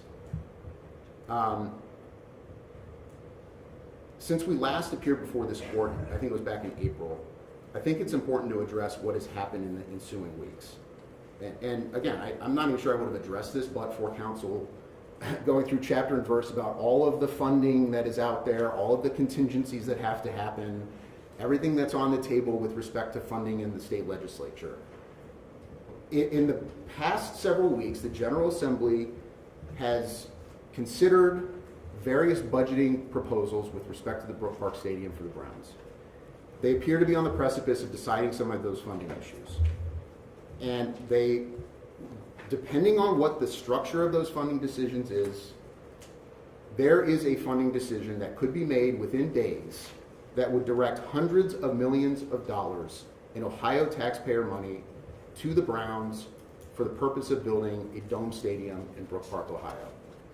And depending on how that funding is structured, whether it's offered directly to the Browns for the Brook Park project, that could affect city decisions on whether to seek equitable relief. And this proceeding is the most natural and immediate venue for doing so. And I raise this because this matter has been pending for 6 months. We've already started discovery. It's the second time we've appeared in front of you. And it's clear that we are moving this case. And so if certainty in litigation is so important to the Browns, and I trust that it is, I don't understand why they would want to stay this case, given all that I've just addressed. This is the natural place for us to be, for seeking relief related to all of those issues. And as I started off this morning, Your Honor, it's clear the Browns don't want to be here. It's clear that this Ohio professional football team does not want to be in Ohio court having an Ohio judge decide issues of Ohio law. That is particularly galling given the fact that they are asking the Ohio legislature for $600 million of Ohio taxpayer dollars. They are also asking the county of Cuyahoga for almost $200 million in Cuyahoga County taxpayer money to help fund this Brook Park Dome. They are asking a municipality in Cuyahoga County for $400 million to fund this Brook Park Dome. That's a municipality of less than 20,000 people. $1.2 billion they are asking of Ohio taxpayers. And they don't want an Ohio court to decide whether or not an Ohio statute or an Ohio contract applies to an Ohio professional football team. That's what they're saying to this court. And so we have, I don't know the answer to that question, why they don't want that. I think there are plenty of other important questions that we would like answers to on behalf of the city. When do the Browns intend to comply with the Modell Law? That's an important question that we would like to get answered. How do they propose to comply with their lease provisions? That's another important question that we'd like answered. Those questions are not going to be answered in federal court. They can only be answered here, and they can only be answered once we start moving forward on this case after you deny their motion for a stay. And that's, again, what I'm asking you to do here today. With respect to the dismissal, I just start with a simple premise. I think they tell you everything you need to know about the merits of their dismissal by posing it in the alternative. I don't think I've ever seen that before, where somebody's asked for a stay and then a dismissal in the alternative. It's clear that they have done this sort of in passing, but I'll address it. Let me just get to the heart of this. They are saying, when you listen to Mr. Wilson's presentation on their position with respect to the Modell Law, this is literally what they are saying. We would not be in a position to enforce the Modell Law on behalf of the city of Cleveland until somebody kicked a football in Brook Park at the opening of the first Browns game to be played at the Brook Park Dome. That is what he said. That until that happens, they haven't started playing a home game away from Huntington Bank Field. Now, again, I think that gets to the merits of the case, but that is how preposterous this position is. The only thing the court has to consider right now is whether or not we've pled that they're violating the Modell Law, and we obviously have. He leaves off that we pled that the Browns gave notice that they're leaving the city of Cleveland and they're going to stop playing their games at Huntington Bank Field. We pled that. We pled that at paragraph 66 to 67. And we pled that they haven't given an opportunity for anyone else to purchase the team at paragraph 68 to 69. That's the standard for a motion to dismiss. Did we plead a violation of that law? Of course we did. But that's, if you string out what he's saying, it flies in the face of everything else that they presented. Everything else, that the Browns have exercised an option on 176 acres in Brook Park, that they have all of these designs and schematics on the Brook Park Stadium. Of course they're going to move to Brook Park. That's their whole plan. That's what they want to do. That's why they're going down to Columbus and talking to the legislature and trying to secure all of this funding. That's the notice. The notice that they're moving to Brook Park, we've alleged in the complaint. But are they really trying to tell the world that they're not moving to Brook Park? Because that's what Mr. Wilson said. He said, we have a present intent to move to Brook Park, but until we actually kick the football in our first game in Brook Park, the Dome Stadium at Brook Park, you can't enforce the Modell Law against us. That is what he said. I cannot believe that that's what the Ohio legislature intended. I cannot believe that that's the way that the law was ever intended to work. And by the way, for purposes of surviving a motion to dismiss, we don't need to show that. We have pled the complaint the proper way by showing that they gave notice that they want to play somewhere else, and by showing that they have not given anyone else an opportunity to purchase the team. So we survived the motion to dismiss on ripeness grounds. Same thing with the breach of contract claim, given the fact that they are presently violating the Modell Law. Can I have just a moment, Your Honor? I just want to make sure I've addressed it. Okay, thank you very much. I'll turn it back over.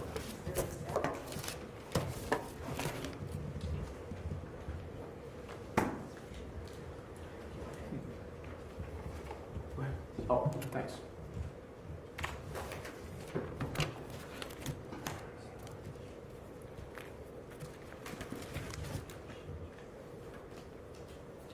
Your Honor, good morning. William Savitt again. A few remarks in rebuttal, if I might. Thank you. Shortly before closing, my friend Mr. Herdman told you how different this case and the federal case were, that there were important points of distinction that rendered them completely separate. 10 days ago, he signed a brief and filed it with Judge Ruiz. And here's what he said about the two cases. When state and federal cases are parallel, as they are here, and went on. I'm sorry. When federal and state cases are parallel, as they are here. This case, and the case that was earlier filed in front of Judge Ruiz, are parallel cases. That's not what we've said. That's what the city said. And I think it's a telling point, because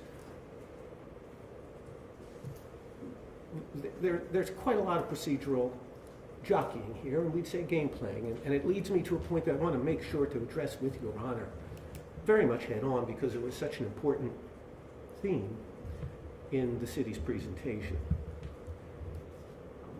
The city opened by saying that everyone on this side of the courtroom wants to avoid Your Honor, that the objective is to avoid this court. The claim that I heard was that the people on this side of the courtroom don't trust this court, don't trust Your Honor. Your Honor, that's wrong. It's 100% wrong. It's unfair and it's unreasonable. We trust you. We trust this court 100%. We trust the federal court and Judge Ruiz 100%. I'll observe that the charge that the first filed litigant doesn't trust the second court is exactly the charge that one hears every single time a second filed litigant, such as the city here, says when it's later called out on its procedural gameplay, and it's done to deflect from the law, and it's to deflect from the gameplay, and it's designed to justify what the party in that position always wants, which is a procedural mess. And that is what is sponsored here, Your Honor, a procedural mess. Instead of having one court that can address all of the issues in these parallel cases, the first filed claim in front of Judge Ruiz, the city wants to.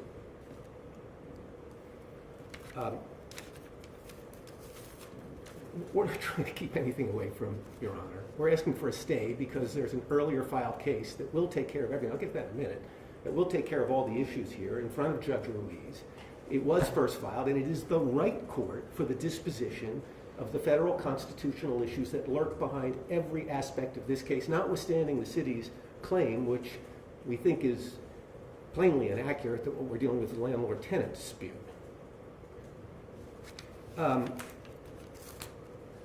Your Honor has heard from Mr. Wilson that Ohio law and federal law all point cases, direct cases with constitutional issues towards the federal court. That's the law, and that's why we filed there. And you kept hearing that we filed our complaint on Memorial Day. Well, not really. We moved for leave and presented a complaint in March. And the city wouldn't consent to that leave to amend. It filed an elaborate motion opposing it, even though it's a routine motion. And that had to be briefed. And Judge Ruiz was compelled to, and did, issue a reasoned opinion disposing of what was a plainly meritless delay tactic. And we're told that we're trying to sponsor a procedural mess. Please, Your Honor, we wanted to make clear what's happening in the federal court. After leave to amend was granted, over an objection, subject to a 4-page reasoned opinion that Judge Ruiz wrote, the city moved for reconsideration of an order allowing an amendment to a complaint very early in the lawsuit. And it sought interlocutory appeal to the Sixth Circuit Court of Appeals. Your Honor, not only couldn't we find a case that had granted such relief, we couldn't even find another litigant who had sought such relief. Because, as Your Honor knows, leave to replead early in a case is freely granted. And yet, this has turned into a battle line like Verdun in the federal court. And why is that? Because what is on offer from the city is every effort conceivable to avoid joining issue in the federal court where the constitutional issues belong and where the case was first filed. So with enormous respect for Your Honor, we won't stand by to the subject that we are trying to avoid a court, because there's one party that is frantically seeking to avoid one judge, and that is the city trying to avoid Judge Ruiz, who has this case properly, who has now said he is going to entertain the further amendment complaint, who has devoted time and judicial resources in disposing of the meritless motion practice that my friends on the other side have entered into, and where the case was not only first filed, but where the constitutional issues belong.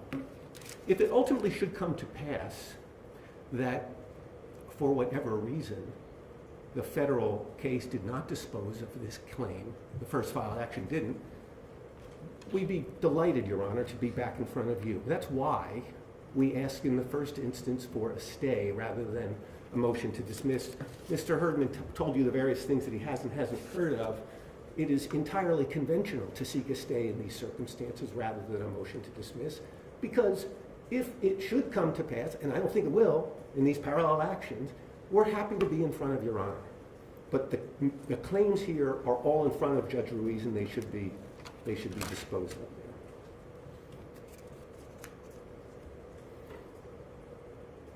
I do want to the idea that these claims aren't overlapping cannot be taken seriously. It's been admitted. It's plain as day. Nothing in the federal case will resolve absent of the disposition of the constitutional claims and the contract claims. I do want to address what I think is a little bit of interesting maneuvering with respect to this allegation that the Browns are in breach of the lease and that has been properly alleged. There is a pleaded claim having to do with breach. It's a claim for anticipatory breach. And what it says is that the Browns are in breach of their lease. And you've heard over and over again from the city that the Browns are in breach of their lease. We're trying to sort that out. The Browns have a lease. They have to pay rent. The Browns are paying rent. The Browns have upkeep obligations. They are meeting their upkeep obligations. The Browns are obligated to play all their home games in Huntington Bank Field. They are playing all their home games in Huntington Bank Field. Every material of that term is of that lease is being entirely complied with. Now, the theory of the complaint is that there's an anticipatory breach. And Your Honor, the reason we're told it's an anticipatory breach is because the team is considering whether to continue to play its home games in Brook Park after the lease expires. That is true, but it's not a breach. And it's plainly not a breach. And the only way you can know if it's a breach is to decide whether the Modell Law applies. And this is why the claim of anticipatory breach as pleaded, which relates, as Your Honor saw, entirely to the compliance with law provision of the lease, is a complete bootstrap. It is simply the constitutional question masquerading as a lease term. You can't know whether that pleaded breach of the lease is a breach or not without deciding the federal constitutional claim. Pure and simple, you can't.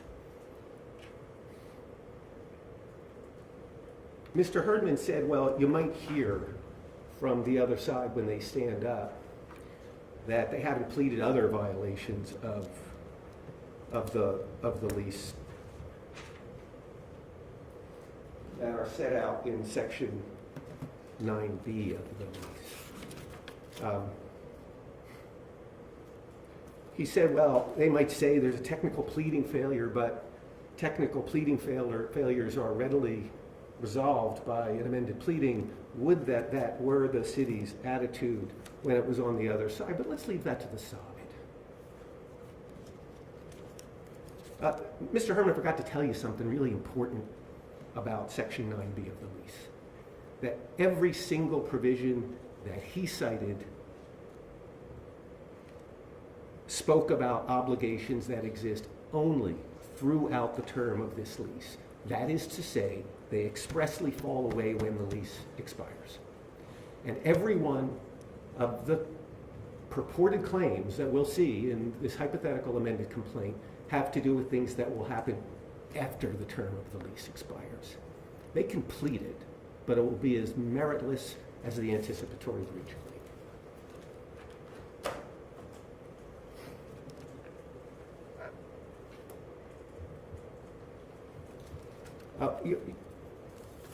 You heard a little bit about the pre-court decision. That was the one involving the Columbus soccer team, the Crew. It's really important to emphasize this point. That case and this case were different in the way that matters. The Modell Law was passed, and everybody knows it, so that a team that tried to move away from an Ohio taxpayer-funded facility during the term of its lease, because that's what it says, has to comply with certain restrictions. That's what they did in that case. That's what Modell did. Same thing. But this is completely different, because the Haslam Sports Group has said over and over and over and over again, it will honor that lease. It will pay its rent through its expiry. It will play all of its home games throughout its contractual obligations. It will not do what Art Modell did. It will not do what Art Modell did in the sense that it will honor its contract, and it will also keep the team as the Cleveland Browns right here in the center of the Cleveland metropolitan area. The Crew wanted to move the team to Austin in the middle of the lease. Completely different. And that oughtn't be obscured. Some distinctions are little, and some distinctions are the difference. The distinction here, Your Honor, is the difference. So you're saying that the Modell Law can only violate it during the pendency of a lease? I think, Your Honor, that I wouldn't want to make quite as broad a claim as that, because there might be circumstances that aren't presented in this case that would implicate that, and you're asking me for a general articulation of a legal principle. What I wanted to emphasize, Your Honor, is that the lease itself has many provisions that exist only throughout its term, and that provision should be respected, and that the Modell Law's plain words and purpose are designed to ensure that a team that plays in a taxpayer-funded facility or property will respect its agreement. And the agreement, of course, is the lease. Please, Your Honor, recognize how extravagant the position is on the other side. Their position is that a lease signed in 1996 with a 30-year term, and that requires at the end that the Browns peaceably surrender the leasehold, and that obligates the city not a bit to extend the lease or improve the facility, keeps the Browns in that facility forever. That's not the way contracts work. It's not the way the law works. It's one of the reasons that the interpretation here is plainly going to be held unconstitutional when a federal court has the opportunity to look at it, which will be soon if what's happening in front of Judge Ruiz is any guide. I wanted briefly, Your Honor, to address the charge from the city that the Browns rushed into the federal court. Your Honor, that's just really not, it's just not what happened. And I think Ms. Reddy laid out the facts this morning, but just to make sure, the city had been threatening enforcement of the Modell Law for 5 months before the Browns sued. And the city and the Browns have been trying to work with the city to figure things out, and they kept threatening this enforcement for 5 months. And they passed an enforcement ordinance in May 2024 saying, go ahead and sue the city. The Browns didn't sue for 5 months until October 2024. It isn't true that the Browns rushed in. The Browns actually were exceedingly patient and tried to avoid it. But when it became clear that to have any sort of clarity about the path forward, it was going to require judicial relief, the Browns took their lawsuit to the court that is best equipped to resolve federal constitutional issues, which are going to be key here, and that was the Northern District of Ohio. As for the claim that the city is the natural plaintiff, we beg to differ, Your Honor. Pre-enforcement relief, as I believe Mr. Wilson went over with Your Honor in some detail, is the preferred remedy for the disposition of federal constitutional claims where a harm to a private citizen is threatened. It's the natural plaintiff in the pre-enforcement context, and this is the United States Supreme Court talking, not just some lawyer yakking at you. The Supreme Court said that the pre-enforcement litigation route to a federal district court is the preferred route. That's what the Browns did. They didn't rush and they didn't forum shop. They took their time, tried to work it out, and then went to the right court time. As for suffering no harm, I mean, the city, being clear here, the city is brandishing the sword of Damocles. Do what you think you must, do what you want, but we're going to come in at a time of our choosing, and we will wield this sword. We will harm you. We will dismember you. The person over whom that sword is being wielded are the Browns. And the Browns, after trying to work it out, said, that's not going to do because we have important decisions to make for the team, for the players, for the fans, for the city, for the state, for the county. And they took that question to the right court. Now, the city could have sued. It had authority from May 2024, but decided not to. It decided to try to beat up on the Browns, to threaten them with the sword of Damocles, and the Browns did the right thing, finally seeking a remedy, and now they are charged with avoiding, Your Honor. Your Honor, the opposite is true. The opposite is true. Finally, I wanted to say a word about abstention. The city does not address a matter that I think was quite clearly articulated in our papers, that federal law now disfavors abstention, and it advocates certification to a state Supreme Court as the proper remedy when the federal court believes that guidance would be necessary. Abstention doesn't work in this case because you can't just reserve your federal issues, and from a procedural perspective, we suggest that our friends seem to be proposing something that is as unwieldy a contraption as one could imagine, where the state law claims would be addressed in front of Your Honor. And if I understood Mr. Herdman right, he was saying, well, we'll come to this court, we'll litigate those claims, and if we lose, if they lose, case is over. And if they win, then we can go to Judge Ruiz later, figure out whether the Constitution applies. A few things on that. First of all, that is exactly why supplemental federal jurisdiction exists. Second of all, it's completely contrary to every principle of judicial economy that one could imagine. 2 judges, 2 courts, 2 proceedings, as opposed to 1 judge, 1 proceeding, 1 court. No excuse for it. None proffered. As to the point that the federal court cannot grant complete relief, completely wrong.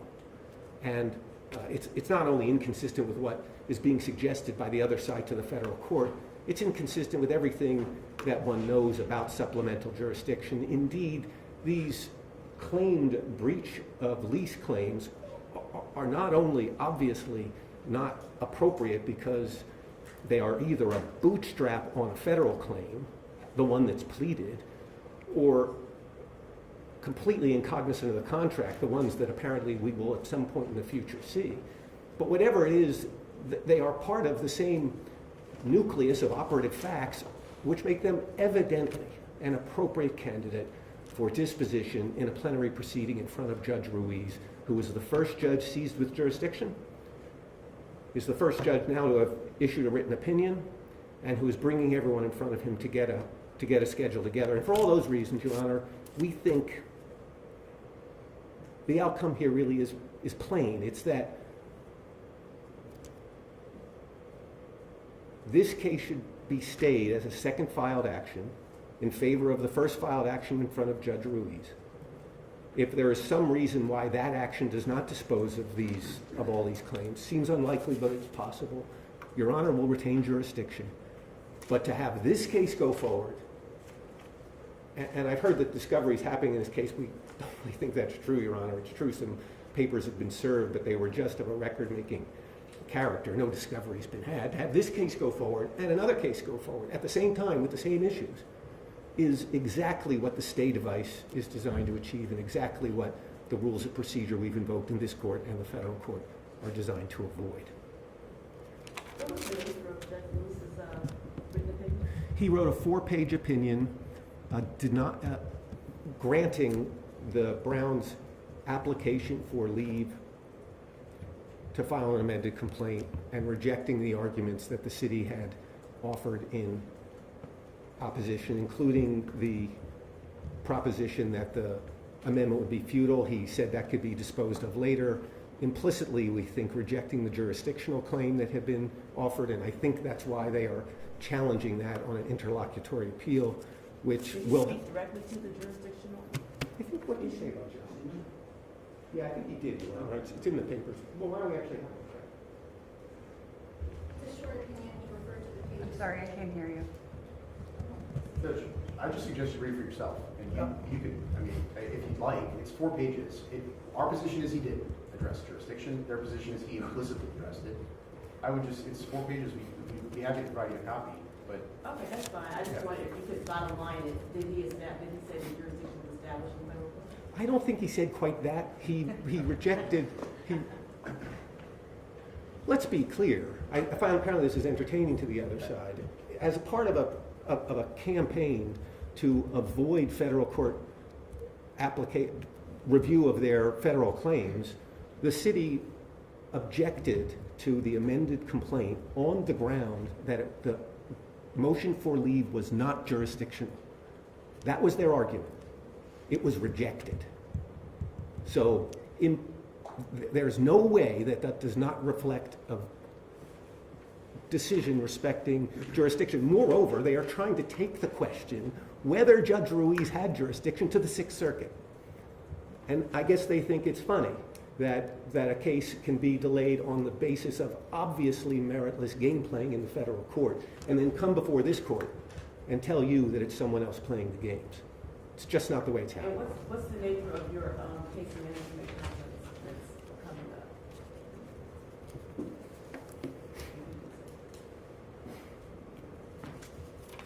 coming up? We understand that the court will at that time set down interim dates leading to trial for discovery and motion practice. It'll be up, of course, to Judge Ruiz to decide what he wants to address at that conference. It was put down for July the 17th, Your Honor. We've moved it at the request of the city, and we think it's going to happen a little bit before then, and we expect to have a full schedule of proceedings through discovery and to trial. At least that's what we're going to request, and we understand is likely.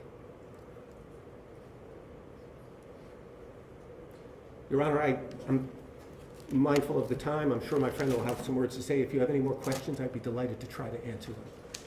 Do you know any other litigation that is pending in both state and federal courts at the same time? You mean? That's not unheard of, right? I don't think it's unheard of. We have, and I personally, as an advocate, I wouldn't want to start testifying, Your Honor. We have very often had the occasion to seek to stay litigation in a federal court or a state court when there was prior pending litigation. In many jurisdictions, there's a statute that governs that situation.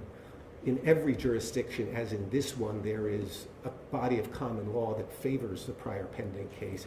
It happens pretty frequently that for whatever tactical reason, one litigant or another prefers one jurisdiction or another. Sometimes it's one state court and another state court. Sometimes it's one federal court and another federal court. Sometimes it's a state court and a federal court. We've seen it happen. So this is not unusual? It's not unusual for the filings to happen, but I'll tell you it is unusual for the second filed case not to be stayed, because that's the natural way to dispose of the problem. No judge in our experience, thinks it's appropriate to have two cases pending at the same time. So they work really hard to avoid that outcome, usually by staying the second filed case, which is the relief, Your Honor, we're asking from you. And you're saying that applicability of the law has to be determined after constitutionality?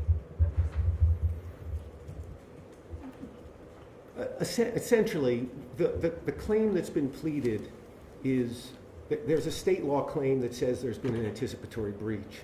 The reason we're told that there's an anticipatory breach is because the Browns had to comply with law. The non-compliance with law is the non-compliance with the Modell statute. So that's why I said, Your Honor, it was in the nature of a bootstrap argument. It all comes back to the Modell Law. Now, the Modell Law litigation is going to have several aspects. There are 3 significant constitutional infirmities to the law. There also are issues pertinent to statutory construction. So all of those things need to be decided. I wouldn't want to leave Your Honor with the impression that it is only the federal constitutional issues that need to be decided, but it is certainly right that the case can't be disposed of without addressing those matters which belong in the federal court.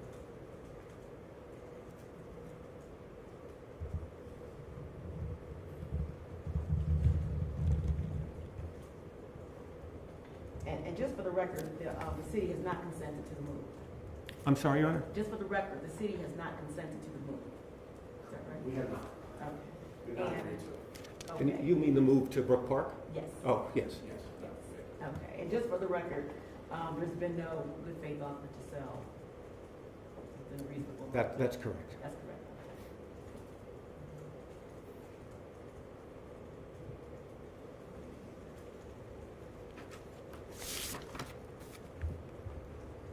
And just, I know Mr. Wilson talked about rightness as it relates to the motion to dismiss. Did you want to say anything else about the rightness of this? I will, and thank you, Your Honor, for that suggestion. I don't want to belabor the issue unduly, and I think we've addressed it in our papers. I think the city's argument boils down to the argument, and I'll give them this as a certain amount of common sense appeal, that we're saying this case isn't right, but the federal case is. And we do say that. That is our position, and we think it's a principled position. We think it's a principled position. We think it's a principled position, and it's a correct position. And here's why.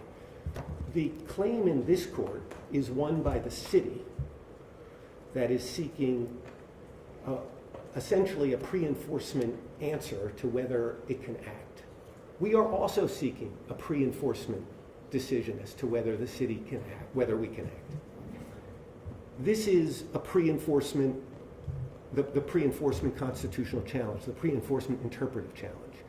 There is only one party who is harmed by the uncertainty, and there's only one party that has standing to pursue that claim, and it's the Browns. Put simply, it relates to the metaphor I was raising, Your Honor, about the sword of Damocles. The ability to bring a pre-enforcement challenge does not rest with the party brandishing the sword. It rests with the party who might be stricken by it, and that's the Browns. And we think that distinction is really quite clear in the cases that we've set out in our papers.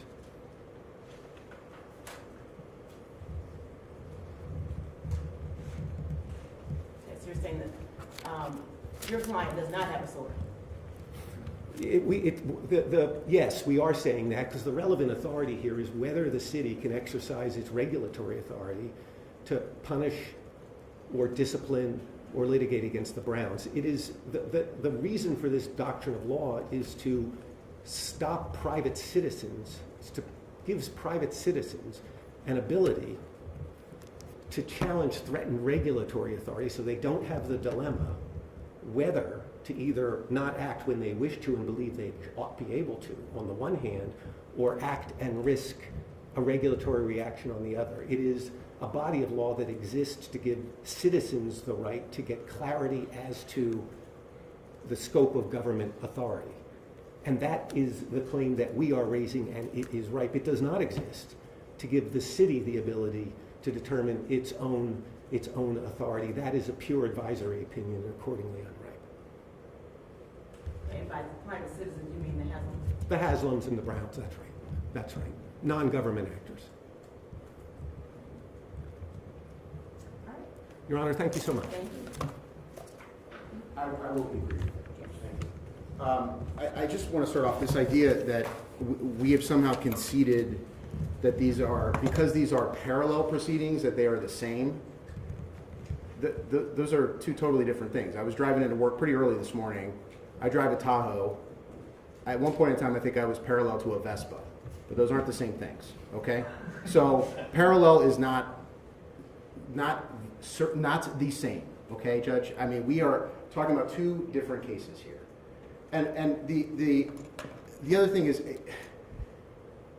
there's some attempt to blur the lines here between what's in the lease and what's in the Modell Law. And I would just suggest to the court, please look at the Modell Law. There's nothing in there about a lease, nothing at all. It doesn't mention a lease. It's absolutely neutral when it talks about a lease. And it's obvious why that would be the case. Because the Modell Law talks about two things. It talks about notice, and it talks about opportunity to purchase a team if there is not an agreement by the city that has funded the stadium that the team's playing in. It doesn't care about the lease. The statute is absolutely neutral when it comes to a lease. Now, the lease is not neutral when it comes to the Modell Law, and the lease is not neutral when it comes to whether or not the Browns are playing in the city of Cleveland. And, counsel pointed to the lease provisions, and he says that the very important provision in this lease is in section 9B. And I will read it again for the court. It says, obligation to maintain franchise. Lessee represents that it shall be, as of the commencement date, a member in good standing of the NFL, and agrees that throughout the term of this lease, it shall, so throughout the term of this lease, we agree, it says that. Throughout the term of this lease, it shall, section 2.2, throughout the term of this lease, it shall not negotiate with any person or do or suffer to be done anything which will cause such rights, that is the rights to play home games of the franchise at this new stadium in Cleveland, Ohio, not negotiate with any person or do or suffer to be done anything which will cause such rights to be lost or impaired or diminished in any respect, or transferred, relocated, or otherwise moved. Throughout the term of this lease. So, what is exercising an option on 176 acres of land in Brook Park?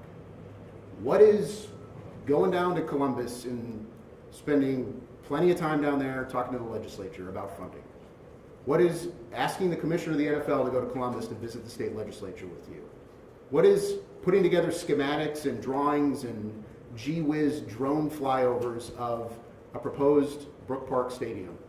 What is having weekly officials with Brook Park City, weekly meetings with Brook Park City officials? Everything that, you saw plenty of slides about all the activity and all the things that are underway in Brook Park. All of that is in violation of this lease provision. Throughout the term of this lease, we don't have to wait until the end of the lease to be able to point to this to the court and say that they're in breach right now.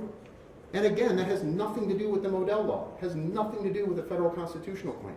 It has everything to do with us being a landlord and our tenant being in breach. And when you think about why this is in there, Judge, it's because of what they pointed to with respect to Art Modell. Everybody wants to go back and talk about what Art Modell did in 1995. This is exactly what Art Modell did.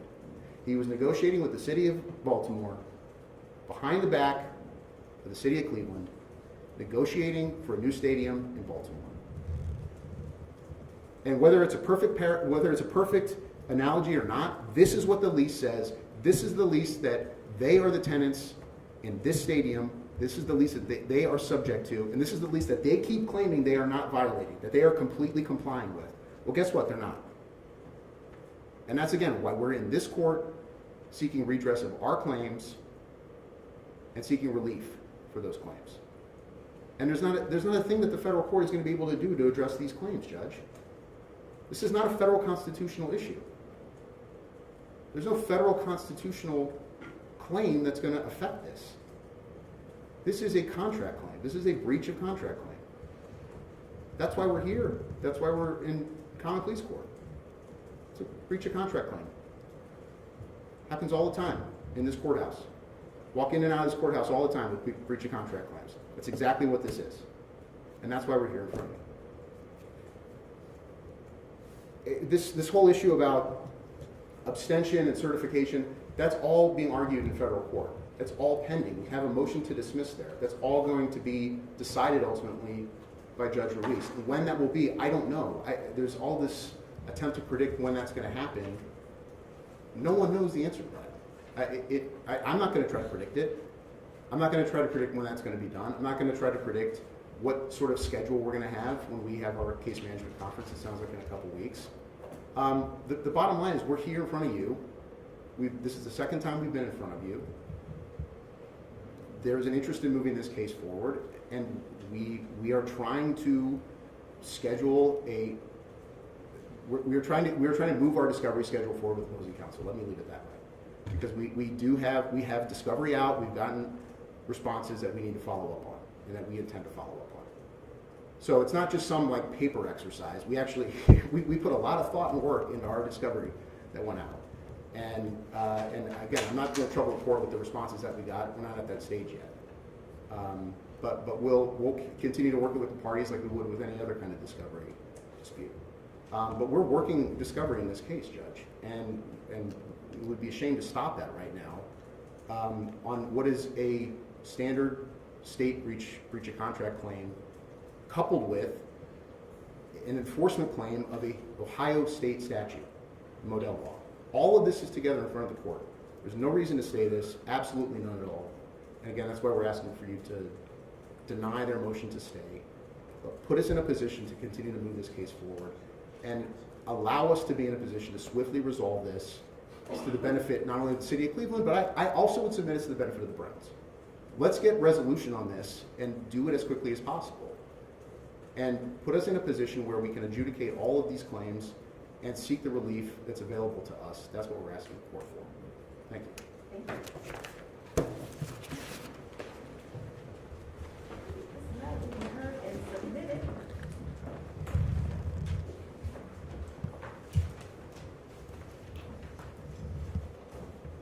And we'll have Ms. Nelson continue to communicate with you all. And we'll let you know when the decision has been reached. Anything else? Oh, can I have a copy of that 4-page decision by Judge Ruiz?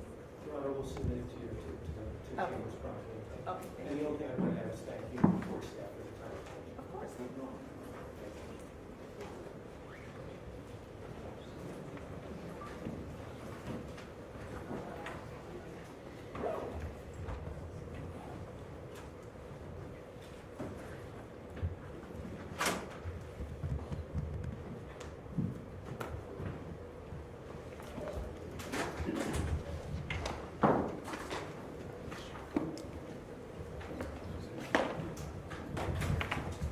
All right. You guys need anything? Nope. Thank you. Thanks. Appreciate it. Thank you so much.